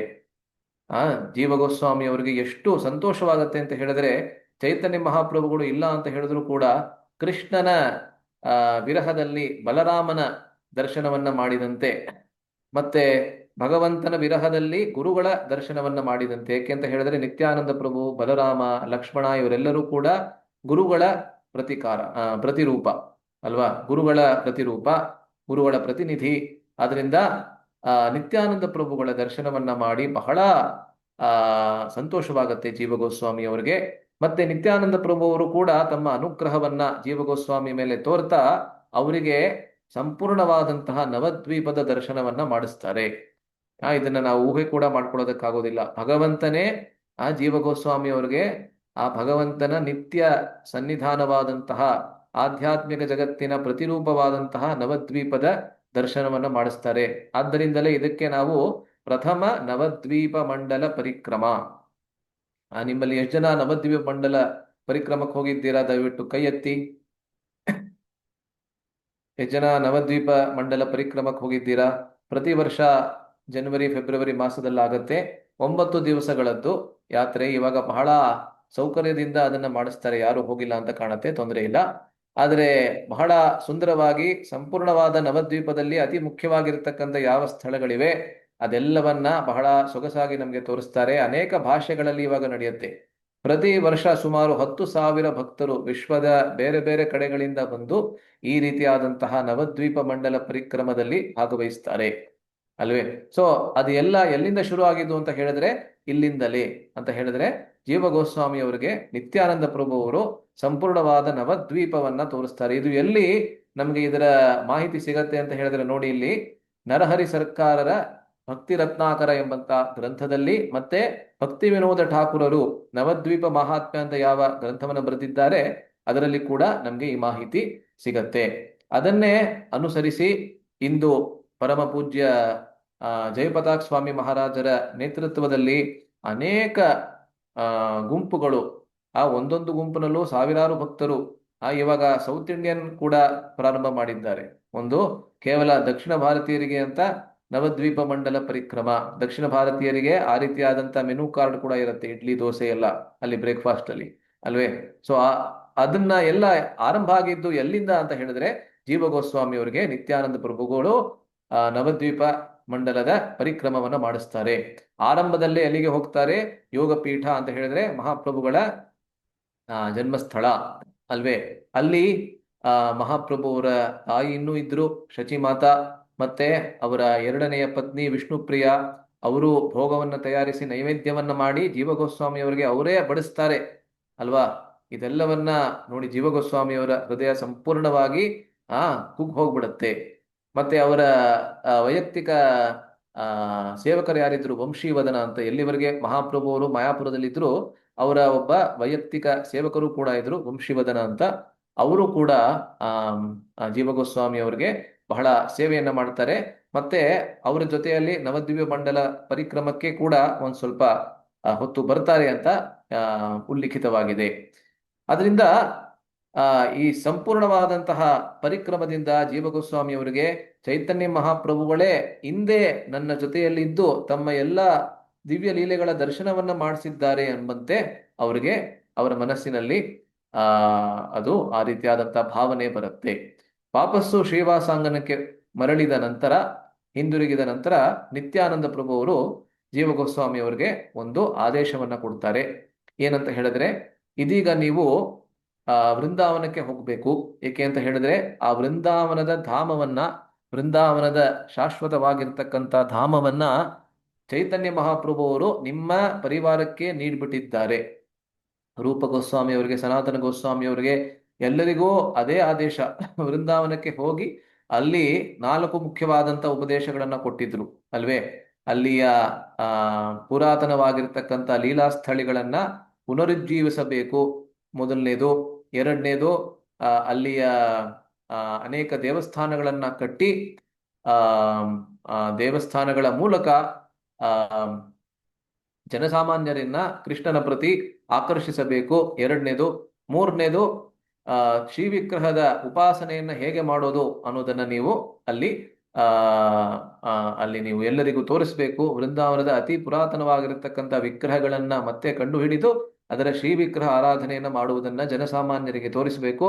ಮತ್ತೆ ನಾಲ್ಕನೇದು, ಶಾಸ್ತ್ರಗಳನ್ನ ಬರಿಬೇಕು ಅಲ್ವೇ, ಶಾಸ್ತ್ರಗಳನ್ನು ಬರಿಬೇಕು. ಮತ್ತೆ ಐದನೇದು ಕೂಡ ಇತ್ತು, ಏನಂದ್ರೆ ನಿಮ್ಮ ಸ್ವಂತ ನಡವಳಿಕೆಯಿಂದ ಎಲ್ಲರಿಗೂ ವೈಷ್ಣವ ತತ್ವದ ವ್ಯಾವಹಾರಿಕತೆ ಏನಿದೆ ಅದನ್ನ ನೀವು ತೋರಿಸಿಕೊಡಬೇಕು. ಈ ರೀತಿಯಾದಂತ ಉಪದೇಶಗಳೇನಿತ್ತು ಕೊಟ್ಟಿದ್ರು. ಅದರಿಂದ ನೀವು ವೃಂದಾವನಕ್ಕೆ ಹೋಗ್ಬೇಕು, ಆದ್ರೆ ತಕ್ಷಣ ನೀವು ಹೋಗ್ಬಾರ್ದು. ದಾರಿಯಲ್ಲಿ ನೀವು ಎಲ್ಲಿಗೆ ಹೋಗ್ಬೇಕು ಅಂತ ಹೇಳಿದ್ರೆ ಕಾಶಿ ಅಥವಾ ವಾರಾಣಸಿ. ವಾರಾಣಸಿಯಲ್ಲಿ ಏನ್ ಮಾಡ್ತೀರಾ ನೀವು ಅಂತ ಹೇಳಿದ್ರೆ, ಮಧುಸೂದನ ವಾಚಸ್ಪತಿ ಎಂಬುವಂತಹ ಮಹಾನ್ ಪಂಡಿತರು, ಸಾರ್ವಭೌಮ ಭಟ್ಟಾಚಾರ್ಯರ ಶಿಷ್ಯರಿದ್ದಾರೆ. ಅವರ ಕೆಳಗಡೆ ಅನೇಕ ಶಾಸ್ತ್ರಗಳ ಅಧ್ಯಯನವನ್ನ ಮಾಡಿ ತದನಂತರ ನೀವು ವೃಂದಾವನಕ್ಕೆ ಹೋಗಿ ಎಂಬಂತಹ ಆದೇಶವನ್ನ ಜೀವಗೋಸ್ವಾಮಿ ಅವರಿಗೆ ನಿತ್ಯಾನಂದ ಪ್ರಭು ಅವರು ನೀಡ್ತಾರೆ ಅಲ್ವೇ. ಸೊ ಅದರಂತೆಯೇ ಮಧುಸೂದನ ವಾಚಸ್ಪತಿಯ ಕೆಳಗಡೆ ಅಧ್ಯಯನವನ್ನ ಮಾಡುವುದಕ್ಕಾಗಿ ಜೀವಗೋಸ್ವಾಮಿ ಅವರು ನಿತ್ಯಾನಂದ ಪ್ರಭು ಅವರ ಆಶೀರ್ವಾದವನ್ನ ಪಡೆದು ವಾರಾಣಸಿಗೆ ಬರ್ತಾರೆ. ಅಲ್ಲಿ ಮಧುಸೂದನ ವಾಚಸ್ಪತಿ ಅವರನ್ನ ಸಂದರ್ಶಿಸ್ತಾರೆ. ಮಧುಸೂದನ ವಾಚಸ್ಪತಿ ಅವರು ಬಹಳ ಪ್ರಗಲ್ಭ ಪಂಡಿತರಾಗಿದ್ರು. ಎಲ್ಲಾ ಶಾಸ್ತ್ರಗಳಲ್ಲಿ ಅಪಾರವಾದಂತ ಉದ್ದಾಮ ಪಾಂಡಿತ್ಯ ಅವರಲ್ಲಿ ಇತ್ತು. ಸಾರ್ವಭೌಮ ಭಟ್ಟಾಚಾರ್ಯರ ವೈಯಕ್ತಿಕ ಶಿಷ್ಯರಾಗಿದ್ರು. ಅವರಿಗೆ ಜೀವಗೋಸ್ವಾಮಿ ಅವರನ್ನ ಸ್ವೀಕರಿಸಿ ಮತ್ತಷ್ಟು ಸಂತೋಷವಾಗತ್ತೆ. ಇಂತಹ ಬಹಳ ಚುರುಕಾದಂತಹ ಶಿಷ್ಯರು ಪಡ್ಕೊಳ್ಳೋದಕ್ಕೆ ಅವರಿಗೆ ಬಹಳ ಸಂತೋಷವಾಗುತ್ತೆ. ಅವರ ಕೆಳಗಡೆ ಜೀವಗೋಸ್ವಾಮಿ ಅವರು ಎಲ್ಲಾ ಶಾಸ್ತ್ರಗಳನ್ನ ಅಧ್ಯಯನ ಮಾಡ್ತಾರೆ. ವೇದಾಂತ ಅಂತ ಹೇಳಿದ್ರೆ ಉಪನಿಷತ್ತು, ಮತ್ತೆ ನ್ಯಾಯ, ವ್ಯಾಕರಣ, ಇತಿಹಾಸ, ಪುರಾಣ, ವೇದಾಂತ ಸೂತ್ರಗಳು ಎಲ್ಲವನ್ನ ಅಧ್ಯಯನ ಮಾಡ್ತಾರೆ ಅಲ್ವಾ. ಸೊ ಇನ್ನು ಟೀನೇಜ್ ನಲ್ಲೇ ಇರಬೇಕಾದ್ರೆ, ಯುವಕರ ವಯಸ್ಸಿನಲ್ಲೇ ಇರಬೇಕಾದ್ರೆ, ಇನ್ನು ಕೈಶೋರದ ವಯಸ್ಸಿನಲ್ಲೇ ಇರಬೇಕಾದ್ರೆ ಜೀವಗೋಸ್ವಾಮಿ ಅವರು ಈ ದೇಶವೇ ಕಂಡಂತಹ ಉದ್ದಾಮ ಪಂಡಿತರು ಅಂತ ಅನಿಸ್ಕೋತಾರೆ. ಅವರ ಪಾಂಡಿತ್ಯಕ್ಕೆ ಮಿತಿಯೇ ಇಲ್ವೇನೋ ಅಂತ ಎಲ್ಲರಿಗೂ ಅನಿಸುತ್ತೆ. ಮತ್ತೆ ಅದನ್ನ ನೋಡಿ ಮಧುಸೂದನ ವಾಚಸ್ಪತಿ ಅವರು ಎಲ್ಲರ ಹತ್ರ ಜೀವಗೋಸ್ವಾಮಿ ಅವರನ್ನೇ ಹೊಗಳ್ತಾ ಇದ್ರಂತೆ. ಅಂದ್ರೆ ಗುರುಗಳು ತಮ್ಮ ಅದ್ಭುತವಾದಂತಹ ಶಿಷ್ಯರನ್ನೇ ಎಲ್ಲಾ ಕಡೆಯಲ್ಲಿ ಹೊಗಳ್ತಾ ಇದ್ರಂತೆ ಅಲ್ವೇ. ಸೊ ಇನ್ನು 20 ವರ್ಷನೂ ಆಗಿಲ್ಲ ಅವ್ರಿಗೆ, ಜೀವಗೋಸ್ವಾಮಿ ಅವ್ರಿಗೆ. ಆವಾಗಲೇನೆ ಅವರ ಪಾಂಡಿತ್ಯ ಅತಿ ಪ್ರಗಾಢವಾದಂತಹದ್ದು ಅಂತ ಎಲ್ಲರಿಗೆ ಅನಿಸೋದಕ್ಕೆ ಶುರು ಆಗತ್ತೆ. ಆದರೆ ಅವರ ಪಾಂಡಿತ್ಯ ಎಷ್ಟೇ ಇದ್ರೂ ಕೂಡ ಅವರಿಗೆ ನಿತ್ಯಾನಂದ ಪ್ರಭುಗಳು ಏನ್ ಹೇಳಿದ್ರು ಅವರಿಗೆ ನೆನಪಿತ್ತು. ಏನಂತ ಹೇಳಿದ್ರೆ, ವೃಂದಾವನಕ್ಕೆ ಹೋಗ್ಬೇಕು, ವೃಂದಾವನಕ್ಕೆ ಹೋಗಿ ರೂಪ ಗೋಸ್ವಾಮಿ ಮತ್ತೆ ಸನಾತನ ಗೋಸ್ವಾಮಿ ಅವರ ಸೇವೆಯನ್ನ ಮಾಡಬೇಕು. ಆದ್ರಿಂದ 20 ವರ್ಷದ ವಯಸ್ಸಿನಲ್ಲಿ, ಸುಮಾರು ಅವರಿಗೆ 20 ವರ್ಷ ವಯಸ್ಸಾಗುವವರೆಗೆ ಕಾಶಿಯಲ್ಲಿ ಇದ್ದು ಅನೇಕ ಶಾಸ್ತ್ರಗಳ ಅಧ್ಯಯನವನ್ನ ಮಾಡ್ತಾರೆ. ಆದ್ರೆ 20 ವರ್ಷ ದಾಟಿದ ಕೂಡಲೇ ಅವರು ತಮ್ಮ ಗುರುಗಳಾದಂತ ಮಧುಸೂದನ ವಾಚಸ್ಪತಿಯವರ ಆಶೀರ್ವಾದವನ್ನ ಪಡೆದು ಕೊನೆಗೆ ವೃಂದಾವನಕ್ಕೆ ಬರ್ತಾರೆ. ರೂಪ ಗೋಸ್ವಾಮಿ ಅವರಿಗೆ ಮತ್ತೆ ಇನ್ನಿತರ ಗೋಸ್ವಾಮಿ ಅವರಿಗೆ ಈ ವಿಷಯ ಮೊದಲೇ ತಿಳಿದಿತ್ತು. ಆದ್ರಿಂದ ಜೀವ ಗೋಸ್ವಾಮಿ ಅವರು ಯಾವಾಗ ವೃಂದಾವನಕ್ಕೆ ಬರ್ತಾರೆ, ಬಹಳ ಸಂತೋಷವಾಗಿ ಮಥುರೆಯವರೆಗೆ ಬಂದು ಆ ಎಲ್ಲಾ ಗೋಸ್ವಾಮಿಯವರು, ರೂಪ ಗೋಸ್ವಾಮಿ, ಸನಾತನ ಗೋಸ್ವಾಮಿ, ರಘುನಾಥ ಭಟ್ಟ ಗೋಸ್ವಾಮಿ, ರಘುನಾಥ ದಾಸ ಗೋಸ್ವಾಮಿ, ಮತ್ತೆ ಗೋಪಾಲ ಭಟ್ಟ ಗೋಸ್ವಾಮಿ, ಕಾಶೀಶ್ವರ ಪಂಡಿತರು, ಭೂಗರ್ಭ ಗೋಸ್ವಾಮಿ, ಲೋಕನಾಥ ಗೋಸ್ವಾಮಿ, ಇನ್ನೂ ಅನೇಕ ಮಹಾಪ್ರಭುಗಳ ಅನುಯಾಯಿಗಳು ಯಾರ್ಯಾರಿದ್ರು ಬೃಂದಾವನದಲ್ಲಿ, ಅವರೆಲ್ಲರೂ ಮಥುರೆಗೆ ಬಂದು ಜೀವ ಗೋಸ್ವಾಮಿ ಅವರಿಗೆ ಸ್ವಾಗತವನ್ನ ಕೊಡ್ತಾರೆ. ಅವರನ್ನ ಸ್ವಾಗತಿಸಿ ಬೃಂದಾವನಕ್ಕೆ ಅವರನ್ನ ಕರ್ಕೊಂಡು ಹೋಗ್ತಾರೆ. ಇಲ್ಲಿ ನೋಡ್ತಾ ಇದ್ದೀರಲ್ಲ, ಇದೆಲ್ಲ ChatGPT ಇದು. ಅದರಲ್ಲಿ ಏನು ಅಷ್ಟೊಂದು ಆ ಎಲ್ಲಾನು ಸರಿ ಇದೆ ಅಂತ ಅಲ್ಲ, ಆದ್ರೆ ಒಂಥರ ಒಳ್ಳೆ ಒಳ್ಳೆ ಚಿತ್ರಗಳನ್ನ ಇವಾಗ ಕೊಡ್ತಾ ಇರೋದ್ರಿಂದ ನಮ್ಗೇನು ಕಷ್ಟ ಆಗ್ತಾ ಇಲ್ಲ. ಮುಂಚೆ ಎಲ್ಲ ಆ ಚಿತ್ರಗಳನ್ನ ಹುಡುಕೋದೇ ಬಹಳ ಕಷ್ಟ ಆಗಿತ್ತು, ಯಾಕೆಂದ್ರೆ ಗೂಗಲ್ನಲ್ಲಿ ಎಲ್ಲಾ ಚಿತ್ರಗಳು ಇಲ್ಲ. ಆದ್ರೆ ಇವಾಗ ChatGPT ಕೊಟ್ರೆ ಅದೇ ಒಂದು ಹೊಸ ಚಿತ್ರವನ್ನ ಮಾಡಿ ಕೊಡ್ತದೆ ಅಲ್ವೇ? ಅದು ಒಂದೇ ಕ್ಷಣದಲ್ಲಿ ಅಥವಾ ಒಂದು ನಿಮಿಷದ ಒಳಗೆ ಕೊಟ್ಬಿಡ್ತದೆ. ಅದರಿಂದ ನಮಗೇನು ಇನ್ನೂ ಸಹಾಯ ಮಾಡ್ತಾ ಇದೆ ಹೇಗೋ ChatGPT, ತೊಂದರೆ ಇಲ್ಲ. ಅದರಿಂದ ಜೀವ ಗೋಸ್ವಾಮಿ ಅವರು ಬೃಂದಾವನಕ್ಕೆ ಬರ್ತಾರೆ. ಬೃಂದಾವನಕ್ಕೆ ಬಂದ ಕೂಡಲೇ ಸನಾತನ ಗೋಸ್ವಾಮಿ ಅವರನ್ನ ಸಮೀಪಿಸಿ, ಅಂದ್ರೆ ಅವ್ರ ಹತ್ರ ಹೋಗಿ ದಯವಿಟ್ಟು ನನಗೆ ದೀಕ್ಷೆಯನ್ನ ನೀಡಿ ಗೌಡಿಯ ಸಂಪ್ರದಾಯದಲ್ಲಿ ಅಂತ ಕೇಳ್ಕೊತಾರೆ. ಆದರೆ ಸನಾತನ ಗೋಸ್ವಾಮಿ ಅವರು ಅವರನ್ನ ರೂಪ ಗೋಸ್ವಾಮಿ ಅವರಿಗೆ ಸಮರ್ಪಿಸ್ತಾರೆ. ಅಂದ್ರೆ ನಿಮ್ಮ ಗುರುಗಳು ರೂಪ ಗೋಸ್ವಾಮಿಗಳಾಗಲಿ, ನೀವು ಅವರಿಗೆ ಸೇವೆಯನ್ನ ಮಾಡಿ. ಸನಾತನ ಗೋಸ್ವಾಮಿ ಅವರಿಗೆ ಅವರ ಮನಸ್ಸಿನಲ್ಲಿ ಆ ರೀತಿಯಾದಂಥ ಭಾವನೆ ಬಂತೇನೋ, ರೂಪ ಗೋಸ್ವಾಮಿ ಅವರಿಗೆ ಇವರು ಶಿಷ್ಯರಾಗಿ ಇದ್ರೆ ಇನ್ನೂ ಸೊಗಸಾಗಿರುತ್ತದೆ ಅಂತ, ಅದರಿಂದ ರೂಪ ಗೋಸ್ವಾಮಿ ಅವರಿಗೆ ಇವರನ್ನ ಸಮರ್ಪಿಸ್ತಾರೆ. ಅದರಿಂದ ದೀಕ್ಷೆಯನ್ನ ನೀಡುವ ಮೊದಲು ರೂಪ ಗೋಸ್ವಾಮಿಯವರು ಇವಾಗ ದೀಕ್ಷೆಯನ್ನ ನೀಡಬೇಕು. ಆದರೆ ಅದಕ್ಕಿಂತ ಮುಂಚೆ ಬಹಳ ತೀವ್ರವಾಗಿರತಕ್ಕಂಥ ಪರೀಕ್ಷೆಯನ್ನ ಮಾಡ್ತಾರೆ ಜೀವ ಗೋಸ್ವಾಮಿ ಅವರಿಗೆ. ಜೀವ ಗೋಸ್ವಾಮಿ ಅವರು ಬಹಳ ದೊಡ್ಡ ಪ್ರಗಾಢ ಪಂಡಿತರು, ಉದ್ದಾಮ ಪಂಡಿತರು ಅಂತ ಗೊತ್ತಿದ್ರೂ ಕೂಡ ಅವರನ್ನ ತುಚ್ಛ ಸೇವೆಗಳಲ್ಲಿ ಅವರನ್ನ ತೊಡಗಿಸ್ತಾರೆ. ತುಚ್ಛ ಅಂತ ನಮಗ ಅನಿಸುವಂತಹ ಸೇವೆಗಳಲ್ಲಿ. ನಿಜವಾಗ್ಲೂ ವಸ್ತುತಃ ಯಾವ ಸೇವೆಯೂ ತುಚ್ಛವಲ್ಲ, ಯಾವುದು ಹಿರಿದಾದುದು ಯಾವುದು ಕಿರಿದಾದುದು ಇಲ್ಲ. ಆದರೆ ನಮಗೆ ಬಾಹ್ಯ ರೂಪದಿಂದ ಹೊರಗಿನಿಂದ ಅನಿಸುವಂತಹ ತುಚ್ಛ ಸೇವೆಗಳಲ್ಲಿ ಅವರನ್ನ ತೊಡಗಿಸ್ತಾರೆ. ಎಂಥ ಸೇವೆಗಳಲ್ಲಿ ಅಂತ ಹೇಳಿದ್ರೆ, ರೂಪ ಗೋಸ್ವಾಮಿಯವರು ಆವಾಗ ಭಕ್ತಿರಸಾಮೃತ ಸಿಂಧುವನ್ನ ಬರಿತಾ ಇದ್ರು. 17 ವರ್ಷಗಳ ಕಾಲ ಬರೆದ್ರಂತೆ ಆ ಗ್ರಂಥವನ್ನ. 17 ವರ್ಷಗಳ ಅಮೂಲ್ಯವಾದಂತ ತಮ್ಮ ಸಮಯವನ್ನ ನೀಡಿ ಒಂದೇ ಒಂದು ಗ್ರಂಥಕ್ಕೆ 17 ವರ್ಷವನ್ನ ನೀಡಿ ಅಂತ ಮಹಾನ್ ಗ್ರಂಥವನ್ನ ಅವರು ಬರೆದರು. ಅದರಿಂದ ಆಗಿನ ಕಾಲದಲ್ಲಿ ಪೇಪರು ಪೆನ್ನು ಏನೂ ಇರಲಿಲ್ಲ, ಎಲ್ಲವನ್ನ ತಾಳಪತ್ರದಲ್ಲಿ ಬರಿಬೇಕಾಗ್ತಾ ಇತ್ತು. ಅದರಿಂದ ಜೀವ ಗೋಸ್ವಾಮಿಯವರು ಪ್ರತಿ ದಿವಸ ಏನ್ ಮಾಡ್ತಾ ಇದ್ರು, ತಮ್ಮ ಗುರುಗಳಿಗೆ ತಾಳಪತ್ರದ ಸಿದ್ಧತೆಯನ್ನ ಮತ್ತೆ ಪತ್ರದ ಮೇಲೆ ಬರೆದ ನಂತರ ಅದನ್ನ ಆರೋದಕ್ಕೆ ಇಡಬೇಕು. ಇಲ್ಲ ಅಂತ ಹೇಳಿದ್ರೆ ಅದು ಹಂಗೆ ಅಳಿಸು ಹೋಗ್ತದೆ. ಅದು ಒಣಗಿದ ಮೇಲೆ ಮಾತ್ರ ಸ್ಥಿರವಾಗಿ ನಿಲ್ಲತ್ತೆ, ಇಲ್ಲ ಅಂತ ಹೇಳಿದ್ರೆ ಅಳಿಸು ಹೋಗ್ತದೆ ಅದು, ಅಲ್ವೇ? ಇದೆಲ್ಲ ಬಹಳಷ್ಟು ವಿವರಗಳು ಬಹಳಷ್ಟಿದೆ.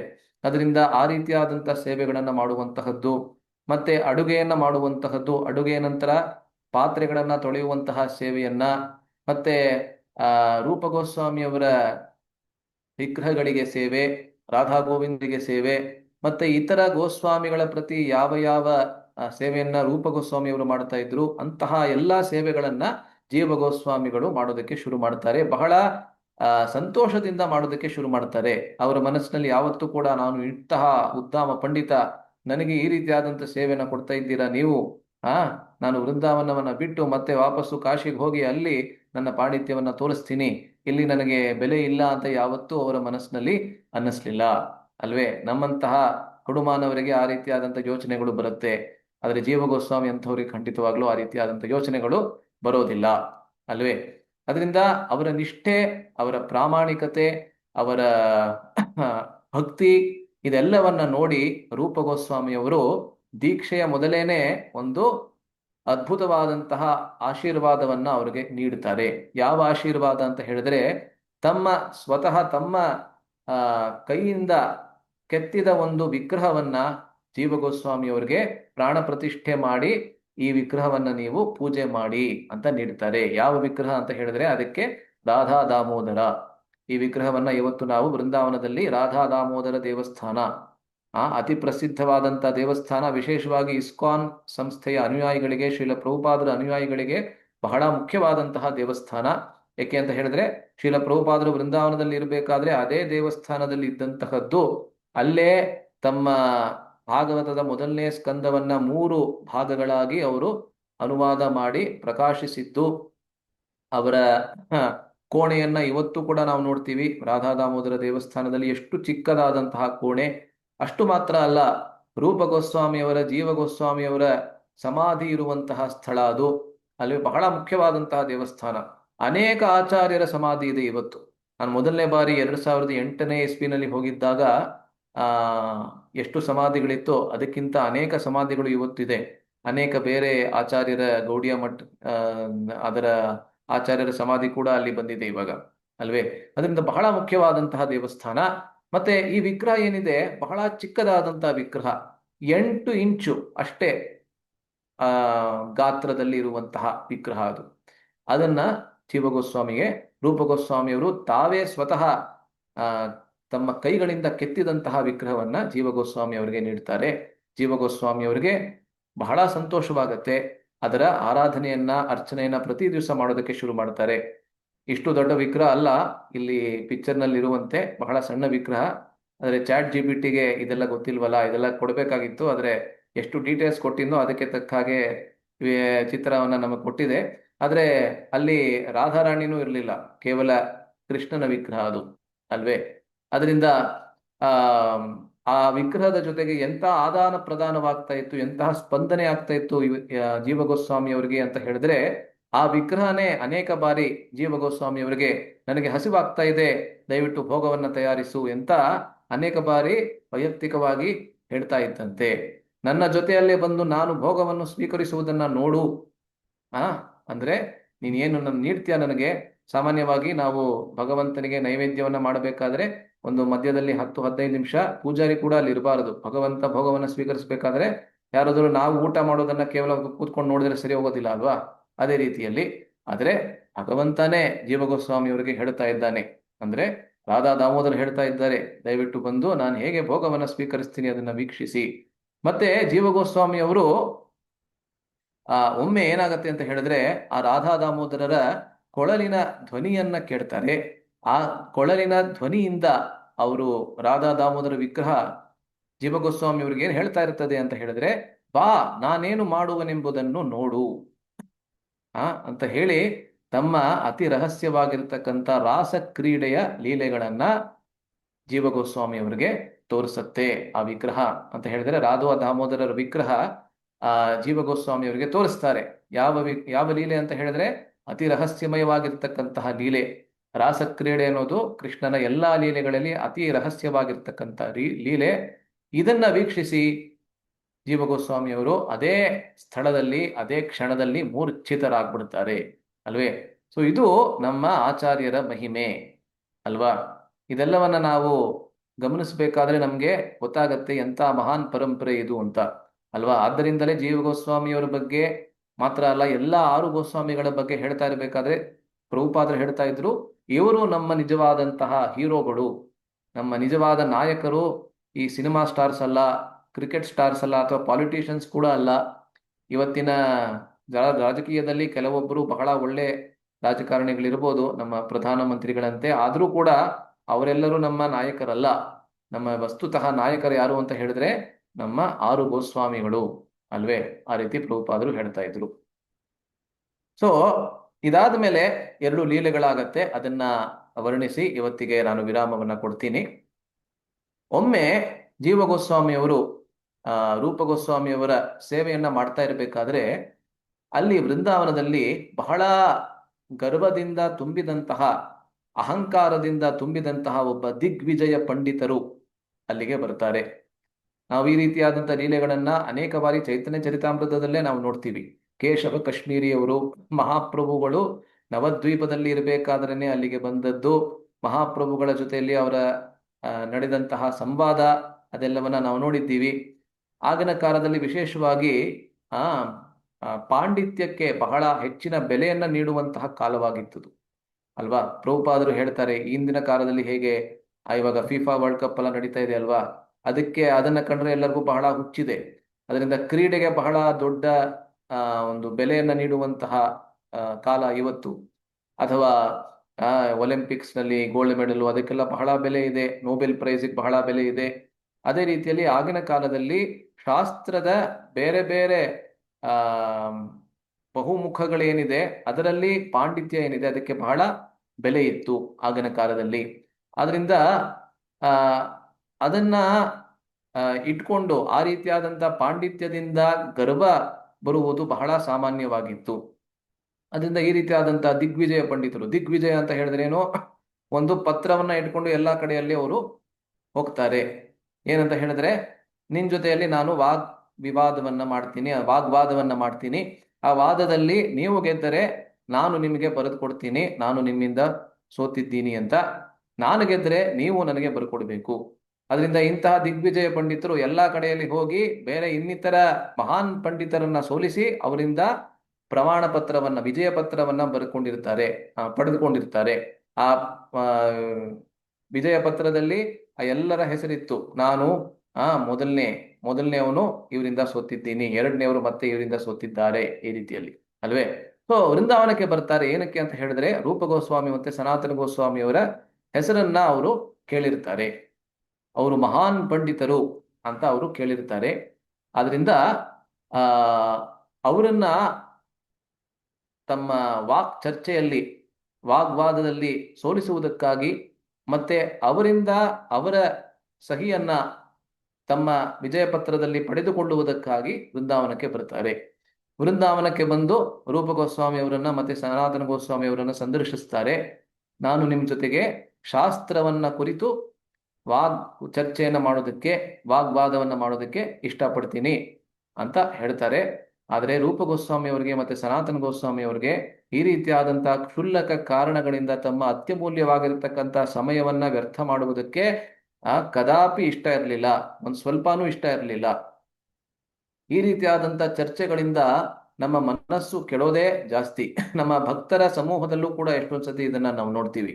ಯಾವುದೋ ಒಂದು ಕ್ಷುಲ್ಲಕವಾದಂಥ ವಿಷಯವನ್ನ ಇಟ್ಕೊಂಡು ಎಷ್ಟೊಂದು ಸತಿ ಒಂದು ದೊಡ್ಡ ಜಗಳವೇ ಆಗ್ಬಿಡುತ್ತೆ ಭಕ್ತರ ಮಧ್ಯದಲ್ಲಿ. ಅದು ಆ ಕಾರಣವನ್ನ ನೋಡಿದ್ರೆ ನಾವು ಏನಿದು ಇಷ್ಟು ಸಣ್ಣ ಕಾರಣಕ್ಕೋಸ್ಕರನ ಅಂತ ನಮ್ಗನ್ಸುತ್ತೆ ಹೊರಗಿಂದ ನಾವು ನೋಡುವವ್ರಿಗೆ. ಆದ್ರೆ ಅವರಿಬ್ಬರ ಮಧ್ಯದಲ್ಲಿ ಎಷ್ಟು ದೊಡ್ಡ ಒಂದು ಒಂದು ಜಗಳ ಆಗ್ಬಿಡತ್ತೆ ಅಂತ ಹೇಳಿದ್ರೆ ಅದು ಬಹಳ ಇಬ್ಬರ ಮನಸ್ಸು ಕೂಡ ಕೆಟ್ಟು ಹೋಗುತ್ತೆ ಅದರಿಂದ, ಅಲ್ವೇ.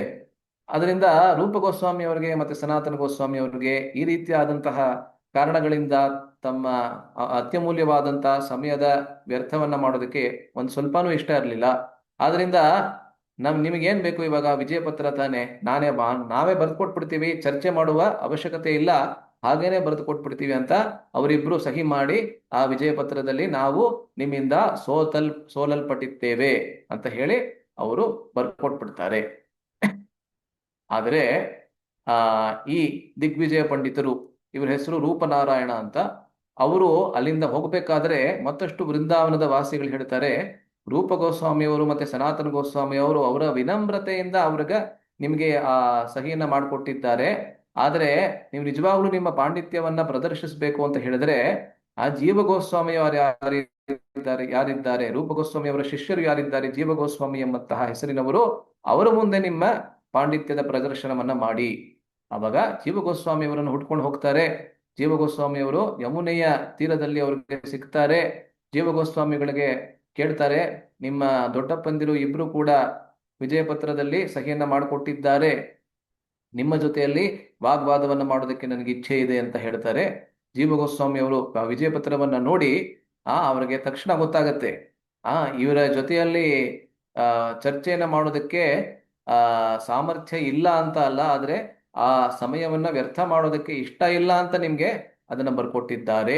ಆದ್ರೆ ನನ್ನ ಜೊತೆಯಲ್ಲಿ ನಿಮ್ಮ ಚರ್ಚೆಯನ್ನ ಮಾಡಿ ನೋಡೋಣ ಅಂತ ತಕ್ಷಣ ಆ ಚರ್ಚೆ ಯಮುನೆಯ ತೀರದಲ್ಲೇ ಆರಂಭವಾಗಿ ಕೊನೆಯಲ್ಲಿ ಜೀವ ಗೋಸ್ವಾಮಿಯವರು ಬಹಳ ಸುಲಭವಾಗಿ ಅವರ ಪ್ರಗಾಢವಾದಂತಹ ಶಾಸ್ತ್ರದ ಜ್ಞಾನದಿಂದ ಆ ರೂಪನಾರಾಯಣರನ್ನ ಸೋಲಿಸ್ಬಿಡ್ತಾರೆ ಅಲ್ವಾ. ಆಗಿನ ಕಾಲದಲ್ಲಿ ಈ ರೀತಿಯಾದಂಥ ಚರ್ಚೆ ಆಗ್ಬೇಕು ಅಂತ ಹೇಳಿದ್ರೆ ಕೇವಲ ಇಬ್ರು ಮಾತ್ರ ಇರ್ತಾ ಇರ್ಲಿಲ್ಲ. ಯಾಕೆಂದ್ರೆ ಇಬ್ಬರ ಮಧ್ಯದಲ್ಲಿ ಯಾವತ್ತೂ ಕೂಡ ನಿರ್ಣಯ ಬರೋದಕ್ಕೆ ಸಾಧ್ಯ ಇಲ್ಲ. ನಿಜವಾಗ್ಲೂ ಒಬ್ರು ಸೋತರು ಕೂಡ ಅದನ್ನ ಅವ್ರು ಒಪ್ಕೊಳ್ಳೋದಿಲ್ಲ ಅಲ್ವಾ. ಇಂಗ್ಲಿಷ್ ನಲ್ಲಿ ಹೇಳೋ ಹಾಗೆ, a man convinced against his will is of the same opinion still ಅಂತ ಹೇಳ್ತಾರೆ ಇಂಗ್ಲಿಷ್ ನಲ್ಲಿ ಅಲ್ವಾ.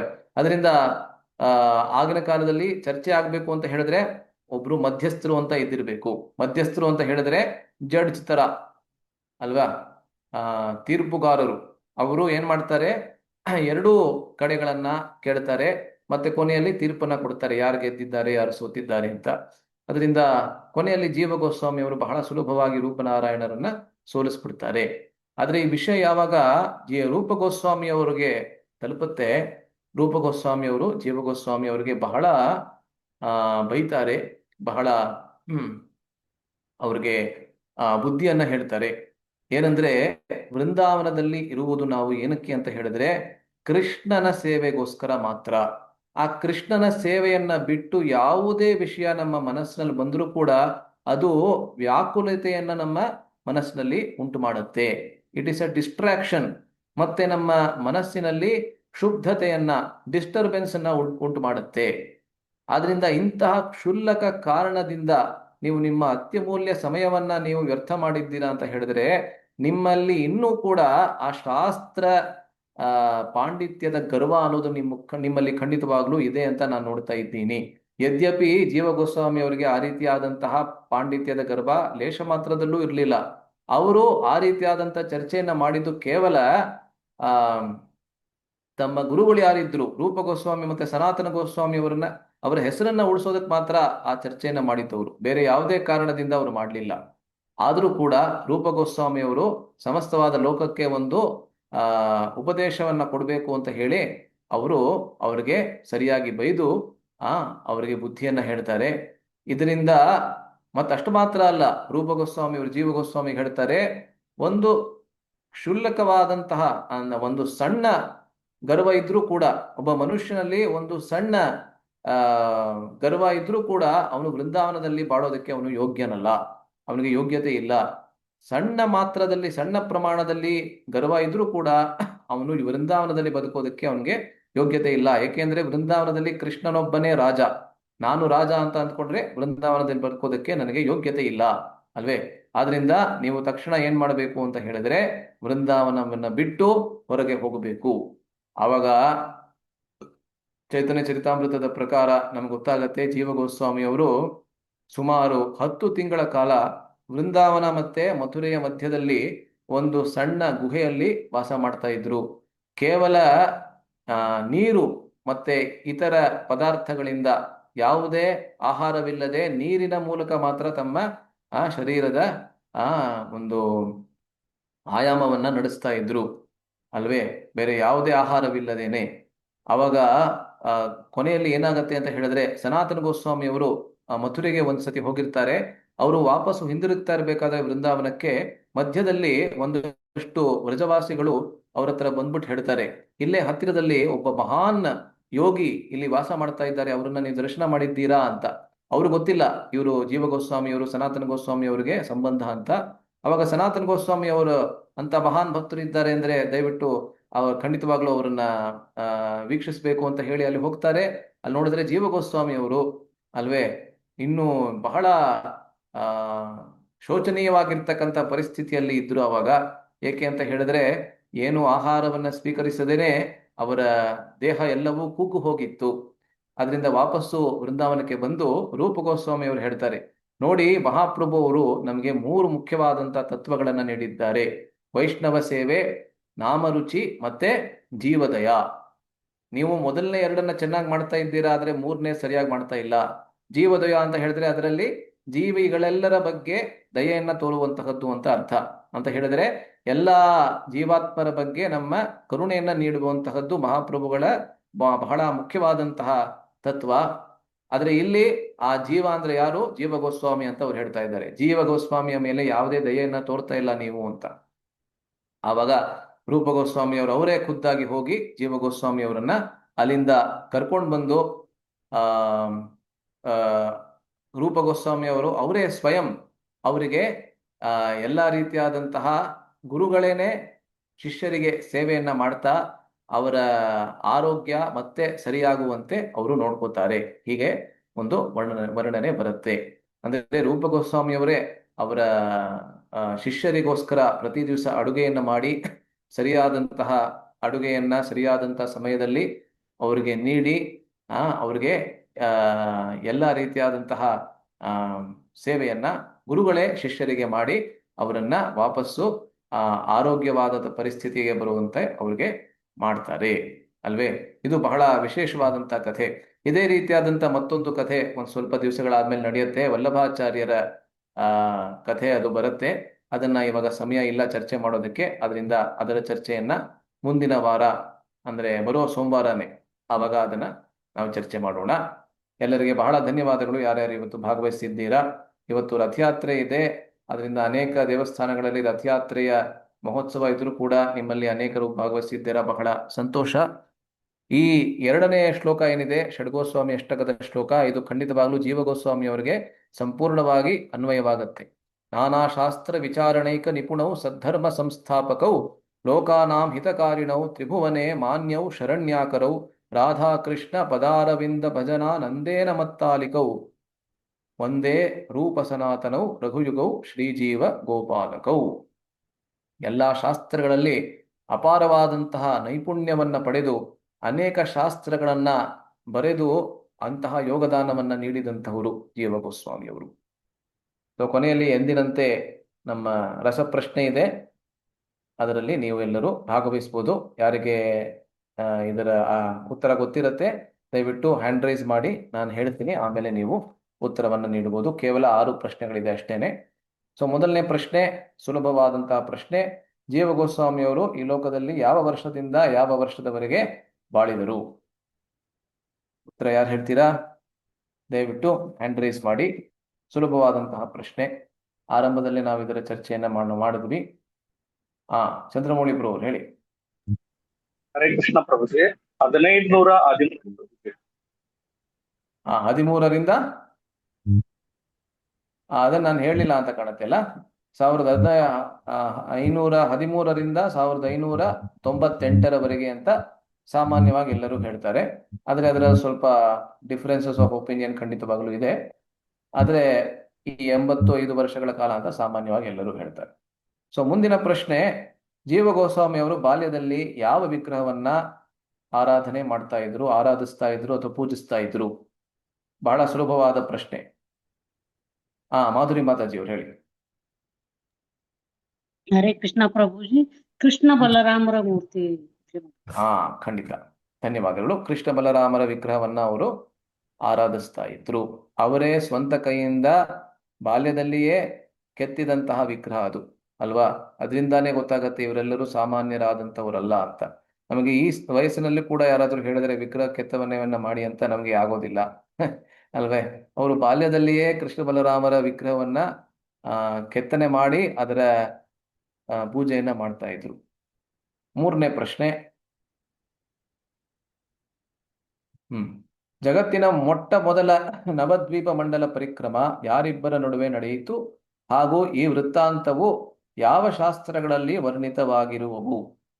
ಇದರ ಬಗ್ಗೆ ನಾವು ಚರ್ಚೆ ಮಾಡಿದ್ವಿ. ಮೊದಲನೇ ಪ್ರಶ್ನೆ ಬಹಳ ಸುಲಭ. 2ನೇ ಪ್ರಶ್ನೆ ಆಮೇಲೆ ನೋಡೋಣ. ಮೊದಲನೇದು ಇದರ ಭಾಗ ಮೊದಲನೇ ಭಾಗ, ಅದರ ಉತ್ತರವನ್ನು ಯಾರು ನೀಡ್ತೀರಾ? ಆಮೇಲೆ ತುಕಾರಾಮ್ ಮಿಸ್ಕಿನ್ ಪ್ರಭು ಹೇಳಿ. ಹರೇ ಕೃಷ್ಣ ಪ್ರಭುಜಿ, ಇವರು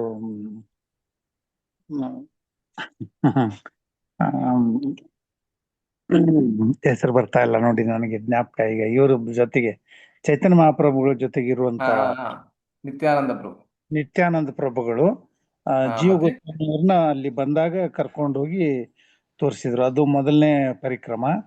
ಆಮೇಲೆ ಅಲ್ಲಿ ಸುರಭಿ ಕುಂಜದಲ್ಲಿ ಆಯ್ತು. ನಾನು 1-2 ತಿಂಗಳ ಹಿಂದೆ ಅಲ್ಲಿದ್ದೆ, 1 ವಾರ ಇದ್ದೆ. ಅವಾಗ ಅದೆಲ್ಲ ಕೇಳಿ ತಿಳ್ಕೊಂಡ್ವಿ ಅಲ್ಲಿ ನಡೆದೆಲ್ಲ ಲೀಲೆಗಳನ್ನ.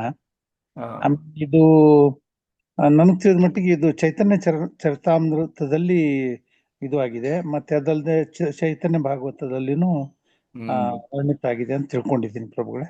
ಓಕೆ. ಹೌದು, ನೀವು ಹೇಳಿದ್ದೆಲ್ಲ ಸರಿ. ಸುರಭಿ ಕುಂಜಲ್ ಕೂಡ ಅದು ನಡೀತು. ಅಂದ್ರೆ ಅಲ್ಲಿ ಕೂಡ ಅವರು ಹೋಗಿದ್ರು. ಬೇರೆ ಬೇರೆ ಸ್ಥಳಗಳಿಗೆ, ಎಲ್ಲ ಮುಖ್ಯವಾದಂತಹ ಸ್ಥಳಗಳಿಗೆ ನಿತ್ಯಾನಂದ ಪ್ರಭು ಅವರು ಜೀವಗೋಸ್ವಾಮಿ ಅವ್ರನ್ನ ಕರ್ಕೊಂಡು ಹೋಗ್ತಾರೆ. ಆದ್ರೆ ಇದು ಚೈತನ್ಯ ಚರಿತಾಮೃತದಲ್ಲಿ ಅಥವಾ ಚೈತನ್ಯ ಭಾಗವತದಲ್ಲಿ ಇಲ್ಲ, ಬೇರೆ 2 ಶಾಸ್ತ್ರಗಳಲ್ಲಿದೆ ಅಂತ ನಾನು ಹೇಳಿದ್ದೆ ಮಧ್ಯದಲ್ಲಿ. ಬೇರೆ ಯಾರಾದ್ರೂ ಇದಕ್ಕೆ ಉತ್ತರ ಕೊಡೋದಕ್ಕೆ ಇಷ್ಟಪಡ್ತೀರಾ? ಬೇರೆ ಯಾವ ಶಾಸ್ತ್ರದಲ್ಲಿದೆ ಅಂತ? ಓಕೆ, ತೊಂದರೆ ಇಲ್ಲ, ಅದು ಕಷ್ಟ ಅನ್ಸುತ್ತೆ. ಭಕ್ತಿ ರತ್ನಾಕರ ಮತ್ತೆ ಮಾಧುರಿ ಮಾತಾಜಿ ಹೇಳಿ. ಹೇಳಿ ಹೇಳಿ ಮತ್ತೆ. ಪ್ರಭುಜಿ. ಹಾ, ಅದು ಒಂದೇ ಬರ್ಕೊಂಡಿದ್ದೀನಿ. ನರಹರಿ ಹಾ, ಸರ್ಕಾರರ ಭಕ್ತಿ ನರಹರಿ ಸರ್ಕಾರರ ರತ್ನಾಕರ, ಭಕ್ತಿ ರತ್ನಾಕರ, ಭಕ್ತಿ ಮತ್ತೆ ವಿನೋದ ಎರಡನೇದು ಅವ್ರದ್ದು ಯಾವ್ದಂತ ಗೊತ್ತಾಗ್ಲಿಲ್ಲ ನನ್ಗೆ. ತೊಂದ್ರೆ ಇಲ್ಲ, ಭಕ್ತಿ ತೊಂದ್ರೆ ಇಲ್ಲ. ವಿನೋದ್ ಹಾ, ಅವ್ರದ್ದು. ಭಕ್ತಿ ವಿನೋದ್ ಹ್ಮ್ ಠಾಕೂರರ ನವದ್ವೀಪ ಮಹಾತ್ಮ್ಯ, ಅದು ಬಹಳ ಪ್ರಸಿದ್ಧವಾದಂತಹ ಗ್ರಂಥ ಅವ್ರದ್ದು. ಈ ಎರಡರಲ್ಲಿ ವರ್ಣಿತವಾಗಿದೆ. 4ನೇ ಪ್ರಶ್ನೆ, ಜೀವ ಗೋಸ್ವಾಮಿಯವರು ಕಾಶಿಯಲ್ಲಿ ಯಾರ ಕೆಳಗಡೆ ಅಧ್ಯಯನವನ್ನ ಮಾಡ್ತಾರೆ ಮತ್ತು ಆ ಗುರುಗಳ ಪರಿಚಯವೇನು? ಇದು ಪ್ರಶ್ನೆ. ಯಾರು ಹೇಳ್ತೀರಾ ಇದಕ್ಕೆ? ಬೇರೆ ಯಾರಾದ್ರೂ ಹೇಳೋದಕ್ಕೆ ಪ್ರಯತ್ನ ಪಡ್ತೀರಾ? ಯಾರು ಇದು ಅವ್ರಿಗೆ ಉತ್ತರ ಹೇಳಿಲ್ಲ ಅಂತವ್ರು ಯಾರಾದ್ರೂ ಹೇಳಿದ್ರೆ ಸಂತೋಷ. ಓಕೆ, ಮಿಸ್ಕಿನ್ ಸವಿತಾ ಕೃಷ್ಣ ಮಾತಾಜಿ ಹೇಳಿ. ಆ ಮಧುಸೂದನ ವಾಚಸ್ಪತಿ ಅವರು. ಖಂಡಿತ, ಮಧುಸೂದನ ವಾಚಸ್ಪತಿ ಅವರು. ಮತ್ತೆ ಅವರ ಪರಿಚಯ ಏನು? ಮಧುಸೂದನ ವಾಚಸ್ಪತಿ ಅವರ ಪರಿಚಯ ಅಂದ್ರೆ ಒಂದೇ ವಾಕ್ಯದಲ್ಲಿ. ಅವರು ಸಾರ್ವಭೌಮ ಭಟ್ಟಾಚಾರ್ಯರ ಹಾ, ಶಿಷ್ಯರಾಗಿ. ಖಂಡಿತ ಖಂಡಿತ, ಧನ್ಯವಾದಗಳು ಮಾತಾಜಿ. ಸಾರ್ವಭೌಮ ಭಟ್ಟಾಚಾರ್ಯರು ಅವರ ಶಿಷ್ಯರಾಗಿದ್ದರು. ಸಾರ್ವಭೌಮ ಭಟ್ಟಾಚಾರ್ಯರ ಬಗ್ಗೆ ನಾವು ಖಂಡಿತವಾಗ್ಲೂ ಚೈತನ್ಯ ಚರಿತಾಮೃತದಲ್ಲಿ ಕೇಳಿರ್ತೀವಿ ಅಲ್ವಾ? ಆಯ್ತು, ಮುಂದೆ ವೃಂದಾವನದಲ್ಲಿ ಜೀವ ಗೋಸ್ವಾಮಿ ಅವರು ಯಾವ ವಿಗ್ರಹವನ್ನ ಪೂಜಿಸ್ತಾ ಇದ್ರು? ಅದರ ಗಾತ್ರ ಎಷ್ಟು? ಅದನ್ನು ಯಾರು ಕೆತ್ತಿದರು? ಇಂದು ಆ ವಿಗ್ರಹ ಎಲ್ಲಿರುವುದು? ಅನೇಕ ಪ್ರಶ್ನೆಗಳು, ಒಂದೇ ಪ್ರಶ್ನೆಯಲ್ಲಿ ಅನೇಕ ಭಾಗಗಳಿದೆ. ಆಯ್ತು, ಆ ಒಂದೊಂದಾಗಿ ಹೇಳಿ. ಮೊದಲನೇ ಪ್ರಶ್ನೆ, ಅದಕ್ಕೆ ಚಂದ್ರಮೌಳಿಪುರ ಅವರು ಹೇಳಿ. ವೃಂದಾವನದಲ್ಲಿ ಜೀವ ಗೋಸ್ವಾಮಿ ಅವರು ಯಾವ ವಿಗ್ರಹವನ್ನ ಪೂಜಿಸ್ತಾ ಇದ್ರು? ಚಂದ್ರಮೌಳಿಪುರ ಹೇಳಿ. ಹರೇ ಕೃಷ್ಣ ಪ್ರಭುಜಿ, ಶ್ರೀ ರಾಧಾ ದಾಮೋದರ ವಿಗ್ರಹ ಪ್ರಭುಜಿ. ರಾಧಾ ದಾಮೋದರ ವಿಗ್ರಹ. ಆಯ್ತಾಯ್ತು. ಮುಂದೆ ಇನ್ನೊಂದು ಪ್ರಶ್ನೆ, ಅದಕ್ಕೆ ಬೇರೆಯವ್ರು ಕೇಳ್ತೀನಿ. ನೆಕ್ಸ್ಟ್ ಯಾರಿದ್ದಾರೆ? ತುಕಾರಾಮ್ ಮಿಪ್ರೋನೆ. ಹೇಳಿ, ಮುಂದಿನ ಪ್ರಶ್ನೆ ಏನು? ಅದರ ಗಾತ್ರ ಎಷ್ಟು? 8 ಇಂಚು ಪ್ರಭುಗಳೇ. 8 ಇಂಚ್. Correct correct. ಎಲ್ಲ ವಿಗ್ರಹಗಳಲ್ಲಿ ಅತಿ ಚಿಕ್ಕ ವಿಗ್ರಹ ಅದು. ಸಾಮಾನ್ಯವಾಗಿ ನಾವು ರಾಧಾ ರಮಣ್ ವಿಗ್ರಹ ಚಿಕ್ಕದಂತ ಅನ್ಕೋತೀವಿ, ಆದ್ರೆ ರಾಧಾ ರಮಣ್ ವಿಗ್ರಹ 12 ಇಂಚ್ ಅಂತೆ, ಹಂಗೆಂದು ಹೇಳ್ತಾರೆ. ಅದರಿಂದ ಈ ರಾಧಾ ದಾಮೋದರ ವಿಗ್ರಹ 8 ಇಂಚು, ಅದಕ್ಕಿಂತ ಚಿಕ್ಕ ವಿಗ್ರಹ ಇದು. ಮತ್ತೆ ಅದನ್ನ ಯಾರು ಕೆತ್ತಿದ್ರು? ಸವಿತಾ ಕೃಷ್ಣ ಮಾತಾಜಿ ಹೇಳಿ. ಆ ರೂಪ ಗೋಸ್ವಾಮಿ ಅವ್ರು ಕೆತ್ತಿದ್ದು. ರೂಪ ಗೋಸ್ವಾಮಿ ಅವರು ಅದನ್ನ ಕೆತ್ತಿದ್ರು. ಅಂದ್ರೆ ಅದನ್ನ ಕೆತ್ತಿ ಅದರ ಪ್ರತಿಷ್ಠೆ, ಪ್ರಾಣ ಪ್ರತಿಷ್ಠೆಯನ್ನ ಮಾಡಿ ಅವ್ರಿಗೆ ಕೊಟ್ಟಿರ್ತಾರೆ. ಮತ್ತೆ ಇವತ್ತು ಈ ವಿಗ್ರಹ ಎಲ್ಲಿದೆ? ಬೇರೆ ಯಾರಾದ್ರೂ ಹೇಳ್ತೀರಾ? ಇದು ಸುಲಭವಾದ ಪ್ರಶ್ನೆ, ಯಾರು ಉತ್ತರ ಕೊಟ್ಟಿಲ್ಲ ಅಂತ ಯಾರಾದ್ರು ಬೇರೆ? ಅನಂತ್ ಕುಲಕರ್ಣಿ ಅವ್ರು ಹೇಳಿ. ಅನಂತ್ ಕುಲಕರ್ಣಿ ಹೇಳಿ. ಕೇಳಿಸ್ಲಿಲ್ಲ ಸರಿಯಾಗಿ, ಏನ? ಹರೇ ಕೃಷ್ಣ. ಇವಾಗ ಹೇಳಿ. ರಾಜಸ್ಥಾನದ ಜೈಪುರದ ಶ್ರೀ ರಾಧಾ ದಾಮೋದರ ಅಲ್ಲ ಅನ್ಸುತ್ತೆ, ಜೈಪುರಲ್ಲಿಲ್ಲ ಅದು. ನಾನು ಅದನ್ನು ಓದಿದ್ದೆ ಮಧ್ಯದಲ್ಲಿ. ಅದೇನಂದ್ರೆ ಔರಂಗಜೇಬರ ಅಟ್ಯಾಕ್ ಆದ್ಮೇಲೆ, ಅವರ ಆಕ್ರಮಣವಾದ್ಮೇಲೆ ತಾತ್ಕಾಲಿಕವಾಗಿ ಜೈಪುರ್ಗೆ ಅಂದ್ರೆ ರಾಜಸ್ಥಾನಕ್ಕೆ ಹೋಗಿ ತದನಂತರ ವಾಪಸ್ಸು ವೃಂದಾವನಕ್ಕೆ ಬಂದಂತಹ ವಿಗ್ರಹ ಇದು. ಯಾವ್ದಿದು? ರಾಧಾ ದಾಮೋದರ ವಿಗ್ರಹ. ಇವತ್ತು ರಾಧಾ ದಾಮೋದರ ದೇವಸ್ಥಾನದಲ್ಲೇ ಇರುವಂತಹ ವಿಗ್ರಹ. ಬೇರೆ ಎಲ್ಲ ವಿಗ್ರಹಗಳು ರಾಜಸ್ಥಾನಕ್ಕೆ ಹೋಗಿ ವಾಪಸ್ಸು ಬರಲಿಲ್ಲ. ಉದಾಹರಣೆಗೆ ರಾಧಾ ಗೋವಿಂದ, ರಾಧಾ ಮದನ ಮೋಹನ, ಗೋಪಿನಾಥರು ಇವರೆಲ್ಲರೂ ವಾಪಸ್ ಬರಲಿಲ್ಲ. ಆದರೆ ರಾಧಾ ದಾಮೋದರ ಹೋಗಿ ವಾಪಸ್ಸು ಬಂದಂತಹ ವಿಗ್ರಹ, ಬಹಳ ಅಪರೂಪವಾದಂತಹ ವಿಗ್ರಹ. ಆ ರೀತಿ ನಾನು ಓದಿದ್ದೀನಿ.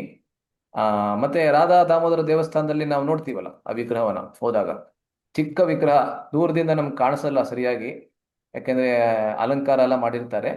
ಆದರೆ ಆದರೂ ನಾವು ಅದರ ದರ್ಶನವನ್ನ ಮಾಡ್ಬೋದು. ಓಕೆ, ಕೊನೆಯ ಪ್ರಶ್ನೆ ಇವಾಗ. ಮುಕ್ತಿ. ಓಕೆ, ಈ ಪ್ರಶ್ನೆ, ಇದ್ರ ಚರ್ಚೆನ ನಾವು ಮಾಡಲಿಲ್ಲ ಇವತ್ತು, ಅದರಿಂದ ಈ ಪ್ರಶ್ನೆ ಕೇಳಿ ಪ್ರಯೋಜನ ಇಲ್ಲ, ತೊಂದರೆ ಇಲ್ಲ. ಸೊ ಎಲ್ಲರಿಗೆ ಧನ್ಯವಾದಗಳು. ಸಮಯವಾಗಿದೆ, ಆಗಲೇ 8 ಕಾಲಾಗಿದೆ. ಯಾರಿಗಾದ್ರೂ ಯಾವ್ದಾದ್ರು ಪ್ರಶ್ನೆ ಅಥವಾ ಟೀಕೆ ಟಿಪ್ಪಣಿ ಇದೆಯಾ? ಇವತ್ತು ನಾವೇನ್ ಚರ್ಚೆ ಮಾಡಿದ್ವಿ ಅದ್ರ ಬಗ್ಗೆ? ಕೃಷ್ಣ ಪ್ರಭುಜಿ, ಜೀವ ಗೋಸ್ವಾಮಿ ಅವ್ರ ಮೂಲ ರೂಪದಲ್ಲಿ ಯಾವ ಗೋಪಿಯರಾಗಿದ್ರು ಪ್ರಭುಜಿ? ಅದನ್ನ ತೋರಿಸ್ಲಿಲ್ಲ ಅಲ್ವಾ ನಾನು? ಒಂದ್ ನಿಮಿಷ, ನಾನು ಹೇಳ್ತೀನಿ, ಒಂದೇ ನಿಮಿಷ ಹಾಗೆ ರೀ.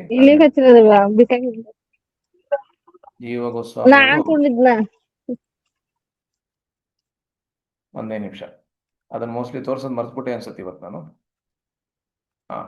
ಒಂದ್ ನಿಮಿಷ. ಅವರ ಸ್ವರೂಪದ ಬಗ್ಗೆ ಕೇಳ್ತಾ ಇದ್ದಾರೆ. ಜೀವ ಗೋಸ್ವಾಮಿ ಅವರು ವಿಲಾಸ ಮಂಜರಿ. ಓಕೆ, ಇದನ್ನ ತೋರಿಸ್ತಾ ಇದ್ದೀನಿ ನೋಡಿ ಮತ್ತೆ ನಾನು. ಕಾಣಿಸ್ತದಲ್ಲ. ರೂಪ ಗೋಸ್ವಾಮಿಯವರು ಬಹಳ ಸುಲಭ, ರೂಪಮಂಜರಿ. ಸನಾತನ ಗೋಸ್ವಾಮಿಯವರು ಲವಂಗ ಮಂಜರಿ ಅಥವಾ ರತಿ ಮಂಜರಿ. ರಘುನಾಥ ದಾಸ್ ಗೋಸ್ವಾಮಿಯವರು ರಾಸ ಮಂಜರಿ. ರಘುನಾಥ ಭಟ್ಟ ಗೋಸ್ವಾಮಿ ಮಂಜರಿ. ಗೋಪಾಲ ಭಟ್ಟ ಗೋಸ್ವಾಮಿ ಅನಂಗ ಮಂಜರಿ. ಮತ್ತೆ ಜೀವ ಗೋಸ್ವಾಮಿ ಓಕೆ, ಆಯ್ತು. ಬೇರೆ ಯಾವ್ದಾದ್ರು ಪ್ರಶ್ನೆ, ಟಿಪ್ಪಣಿ ಏನಾದ್ರು ಇದೆಯಾ? ಇದು ರೂಪ ಗೋಸ್ವಾಮಿ ಅವರು ಪ್ರಭುಜಿ, ಇದು ಸರ್ ಇದು ರೂಪ ಅವ್ರಿಗೆ ರಿಲೇಷನ್ ಅಲ್ವಾ ಇವರು? ಜೀವ ಗೋಸ್ವಾಮಿ ಹೌದು. ಅವರು ಅದನ್ನ ನಾವು ಸನಾತನ ಗೋಸ್ವಾಮಿ ಆರಂಭದಲ್ಲಿ ಅವರು ವಿವರಿಸಿದ್ವಲ್ಲ. ರಿಲೇಷನ್, ಜೀವ ಸೋದರ ಗೋಸ್ವಾಮಿ ಸಂಬಂಧಿ. ಮತ್ತೆ ಹೇಳಿ, ನಂಗೆ ಸರಿಯಾಗಿ ಕೇಳಿಸ್ಲಿಲ್ಲ, ಮತ್ತೆ ಹೇಳಿ ಪೂರ್ತಿ. ಹೇಳಿ ಹೇಳಿ. ಸನಾತನ ಗೋಸ್ವಾಮಿ ಅವರ ಸೋದರ ಸಂಬಂಧಿ ಇವರು ಅಂತ ಅದು ಗೊತ್ತಾಯ್ತು. ಹೌದು ಹೌದು, ಅದನ್ನ ಆರಂಭದಲ್ಲಿ ನಾವು ಚರ್ಚೆ ಮಾಡಿದ್ವಿ ಅಲ್ಲ. ರೂಪ ಗೋಸ್ವಾಮಿ ಮತ್ತೆ ಸನಾತನ ಗೋಸ್ವಾಮಿ ಅವರ ಸಹೋದರರಾಗಿದ್ರು ವಲ್ಲಭ, ಅವರ ಸುಪುತ್ರರಾಗಿ ಬಂದಂತವರು ಜೀವ ಗೋಸ್ವಾಮಿ. ಆಯ್ತಾ? ಆಯ್ತು. ಬೇರೆ ಯಾವ್ದಾದ್ರು ಪ್ರಶ್ನೆ? ಓಕೆ, ಯಾವ್ದಿಲ್ಲ ಅಂದ್ರೆ ಇಲ್ಲಿಗೆ ನಿಲ್ಸೋಣ. ಬರೋ ಸೋಮವಾರ ಅಂದ್ರೆ ಎಷ್ಟನೇ ತಾರೀಕು ಆಗತ್ತೆ? 20 ಅಂತ ಅನ್ಸುತ್ತೆ ಅಲ್ಲ. 20ನೇ ತಾರೀಕು ಇದರ ಚರ್ಚೆನ ಮುಂದುವರಿಸೋಣ. ಎಲ್ಲರಿಗೂ ಧನ್ಯವಾದಗಳು. ಹರೇ ಕೃಷ್ಣ. ಶ್ರೀಪಾದ ಜೀವ ಗೋಸ್ವಾಮಿ ಪಾದ ಕಿ ಜೈ. ಶ್ರೀ ಪ್ರಭುಪಾದ ಕಿ ಜೈ. ಹರೇ ಕೃಷ್ಣ. ಕೃಷ್ಣ ಪ್ರಭುಜಿ ಧನ್ಯವಾದಗಳು.